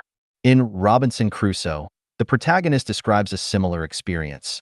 After I had settled my affairs and sold my goods and turned them into reliable bills of exchange, the next difficult problem was which route to take back to England. I was accustomed to traveling by sea, but at this time, I had a strange aversion to going back to England by sea, even though I couldn't give a reason. This resistance in my mind kept growing stronger and stronger. One time, I even had my luggage loaded onto the ship, but suddenly changed my mind, and this happened 2 or 3 times in a row. It's true, I've had too many unfortunate events at sea in my lifetime, which could be one of the reasons, but in these situations, a person cannot completely ignore their inner impulse. There were 2 ships, and I had decided to board them, meaning that I had specifically chosen them. One of them had my luggage on it, and I had spoken with the captain of the other one, but I didn't end up boarding either of them. Later, these 2 ships encountered problems. One of them was captured by Algerians, and the other one sank at start near Tobago Bay, with only 3 survivors out of the entire crew. Regardless of which ship I boarded, I would have had bad luck. As for which ship was unluckier, that's hard to say. This is a kind of sensing of implicit stimuli. Without this sensing, Robinson would have been buried at sea. Subconscious behavior is a kind of inexplicable, hard-to-explain sensing behavior. This sensing behavior has saved the lives of billions of people, but has also led tens of thousands of people to death. Someone has studied biological sensing. He divided 50 snails into 25 pairs and put each pair together. After some time, he wrote the same letters on the shells of each snail in each pair. He then took one snail from each pair to the United States and left the other one in Paris. Later, at a designated time, he stimulated the snail left in Paris with an electric current, and at the same time, the other snail in the pair that was taken to the United States also exhibited an electric current stimulation response. The snail in Paris had an electric current stimulation response because it was stimulated by the electric current, but why did the snail in the United States also have an electric current stimulation response when it was not stimulated by an electric current? It's because it sensed it, and its response was a subconscious behavior. Animals such as pigeons, dogs, and horses have a sense of their owner's whereabouts. After a pigeon is released, it can find its owner who has moved to a new location. If you put a dog in a box and take it a few hundred kilometers away before releasing it, it can accurately find its way back. There was an animal trainer named Duluth who could use mental suggestions to make animals perform.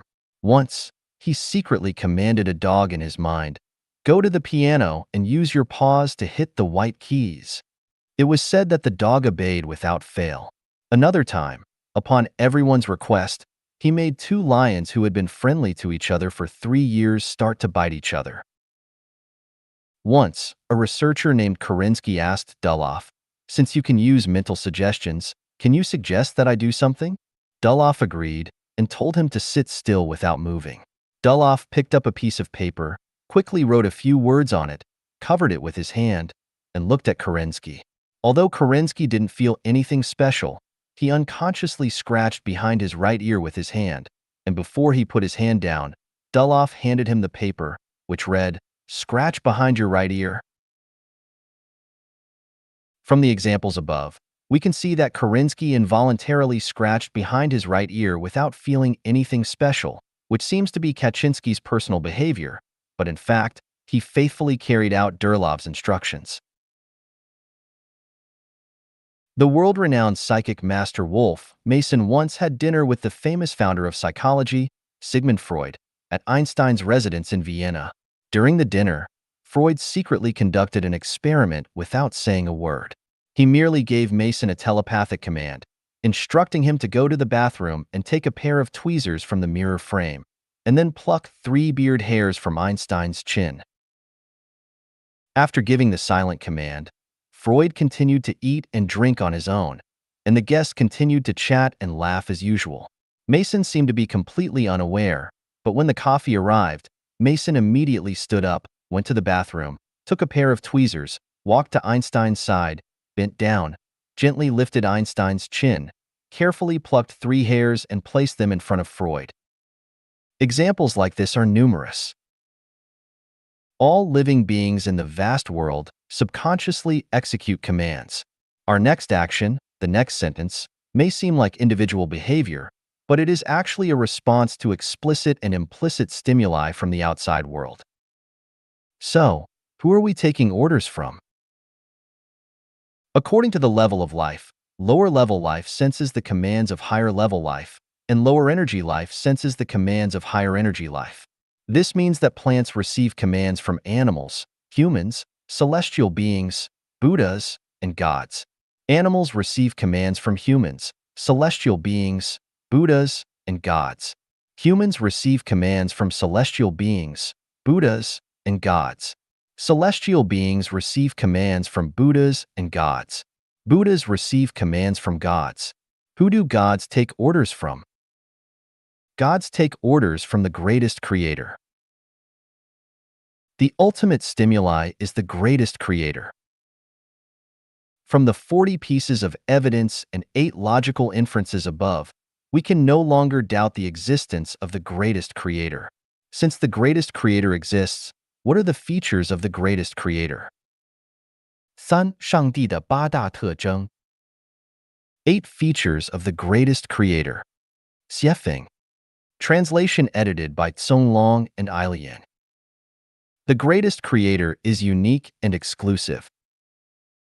1. 上帝是唯一的 The unity of opposites is a powerful tool for understanding the universe. All things in the world exist relatively, and losing one side also means losing the condition for the existence of the other.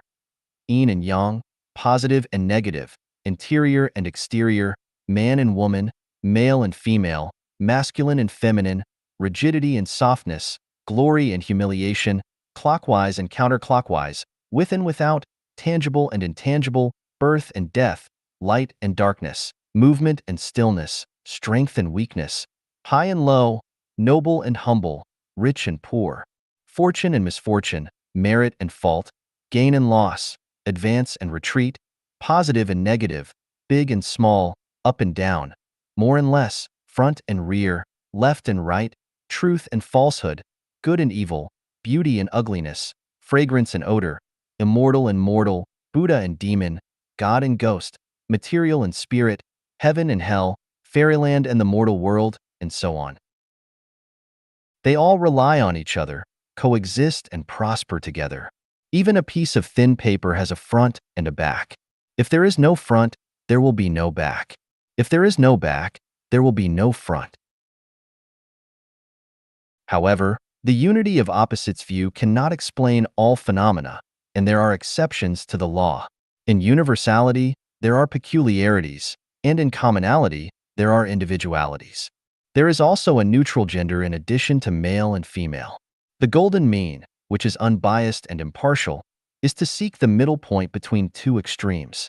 The turning point for quantitative change or qualitative change is not unity of opposites but uniqueness. Wuji generates Taiji. Taiji generates the bipolarity. Wuji refers to the state when there was no substance in the universe and only energy existed. The intangible and invisible energy, when moving irregularly, formed an energy cluster, or Taiji. To understand how Taiji is formed, you can try drinking all the milk in a flat-bottomed glass and leave the glass uncleaned for 12 hours. Then observe the shape and structure of the glass bottom. The first unconscious movement of Taiji has triggered the orderly movement of the entire energy, and with it, the time and space in the human sense appeared. This is how the bipolarity is generated, which is actually the phenomenon of material and non-material, tangible and intangible, following the principle of unity of opposites. The formation of the bipolarity can be understood as follows. The greater the energy, the less visible it is. The smaller the energy, the more visible it is. This is the key to the birth and formation of the universe. Lao Tzu's understanding of the great form has no contour refers to the energy cluster before the birth of the bipolarity, which is the Taiji. Mao Zedong thought is a kind of energy cluster that influences many people's lives and affects many people's words and deeds, but who can explain clearly what color and shape it is? I am discussing Taiji here, with the purpose of understanding it. Taiji originates from Wuji, and is born from the chaotic movement and collision of formless and shapeless energy. You can observe the disorderly movement of the molecules via a microscope. The original energy movement is just like the molecular movement. After the formation of Taiji energy cluster, orderly movement begins in the energy world. Invisible matter appears in areas with less energy, while invisible non-material gradually forms in areas with more energy. Just like a person, the physical body corresponds to areas with less energy, and the mind and soul correspond to areas with more energy. Thus, Taiji gave birth to bipolarity, which is tangible matter and intangible non-material. And from this emerged positive and negative, yin and yang, light and darkness, truth and falsehood, good and evil, and so on. And the universe and all phenomena came into being from Taiji and bipolarity. In the Bible, the Heavenly Father, and in the Quran, Allah is undoubtedly the creator of the universe, which is what the Chinese Taoist understanding of Taiji refers to, though under different names, they are essentially the same. This means that Taiji is the greatest creator, and the greatest creator is Taiji. Wuji produced Taiji, which then generated bipolarity, and everything in the universe comes from this bipolarity. The two sides of bipolarity are the unity of opposites. Though it comes from Taiji, the latter is unique and exclusive, but not unity of opposites. Therefore, the greatest creator is unique and has no opposite. The greatest creator is amorphous. Tu Sang Di Wu Ding Xing. God is Taiji, a conscious energy cluster that can take on any form since energy is formless. When energy enters the human body, it becomes a person. When energy enters flowers and plants, it becomes branches, leaves, and flowers. When energy enters a river, it becomes liquid. When energy enters a rock, it becomes solid. When energy enters the atmosphere, it becomes gas. According to Einstein's equation, E equals mc squared, the formula for the formation of matter is m equals E/c superscript 2, where c is the speed of light, a constant, and E is energy, a variable. This means that energy is the only factor that forms matter. Without energy, there is no matter, no sun, moon, stars, mountains, rocks, rivers, flowers, trees, insects, fish, birds, or beasts, and likewise, there would be no humans. When matter disappears, it is transformed back into energy, because the total energy of the universe is a constant that does not increase or decrease. Does the burning of a tree, an animal, a building, or a tank of liquefied gas mean that nothing exists anymore? No. They are all transformed back into energy. A seed, a fertilized egg, can grow and take shape by using energy. Without energy, everything is nothing. This is the basic principle of the birth of the universe. If we say that the greatest creator has a fixed form, it is completely wrong. The greatest creator has no fixed form because he is an energy cluster, but he can take any form. In other words, the entire world is the greatest creator. The greatest creator is neutral. 3. 上帝是中性的. The greatest creator is unique and exclusive. The greatest creator is neutral. Humans are divided into man and woman. Animals are divided into male and female. And plants are divided into stamen and pistil. Then what about the greatest creator? We absolutely cannot say that the greatest creator is man or woman, or male and female, or stamen and pistil. If we say that the greatest creator is male, there must be a female greatest creator that corresponds to the greatest creator, which destroys the uniqueness of the greatest creator. Using the two poles of the unity of the opposition cannot help us understand the greatest creator. That is to say, we cannot say that the greatest creator is true or false, good or evil, beautiful or ugly. Because if we say that the greatest creator is good, there must be an evil greatest creator that corresponds to the good one, which also destroys the uniqueness. Things have their own nature. Animals have their own animal nature. Humans have their own human nature. Buddhas have their own Buddha nature. And gods have their own divinity. So what kind of nature does the greatest creator belong to?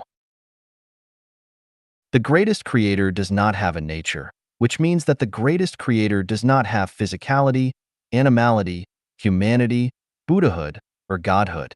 Defining the greatest creator in any life realm is incorrect. Saying that someone has animality is certainly demeaning them. Saying that a Buddha has humanity is certainly demeaning the Buddha. Saying that a god has Buddhahood is certainly demeaning the god. Saying that the greatest creator has physicality, animality, humanity, Buddhahood, or godhood is definitely demeaning the greatest creator. Therefore, the greatest creator does not have a nature, or it can be said that the greatest creator is neutral. Here, I have to talk about the Hare Krishna movement here because it is related to the greatest creator. Krishna and Krishna consciousness come from the ancient wisdom scriptures of India and have been inherited by some spiritual masters. The most outstanding leader of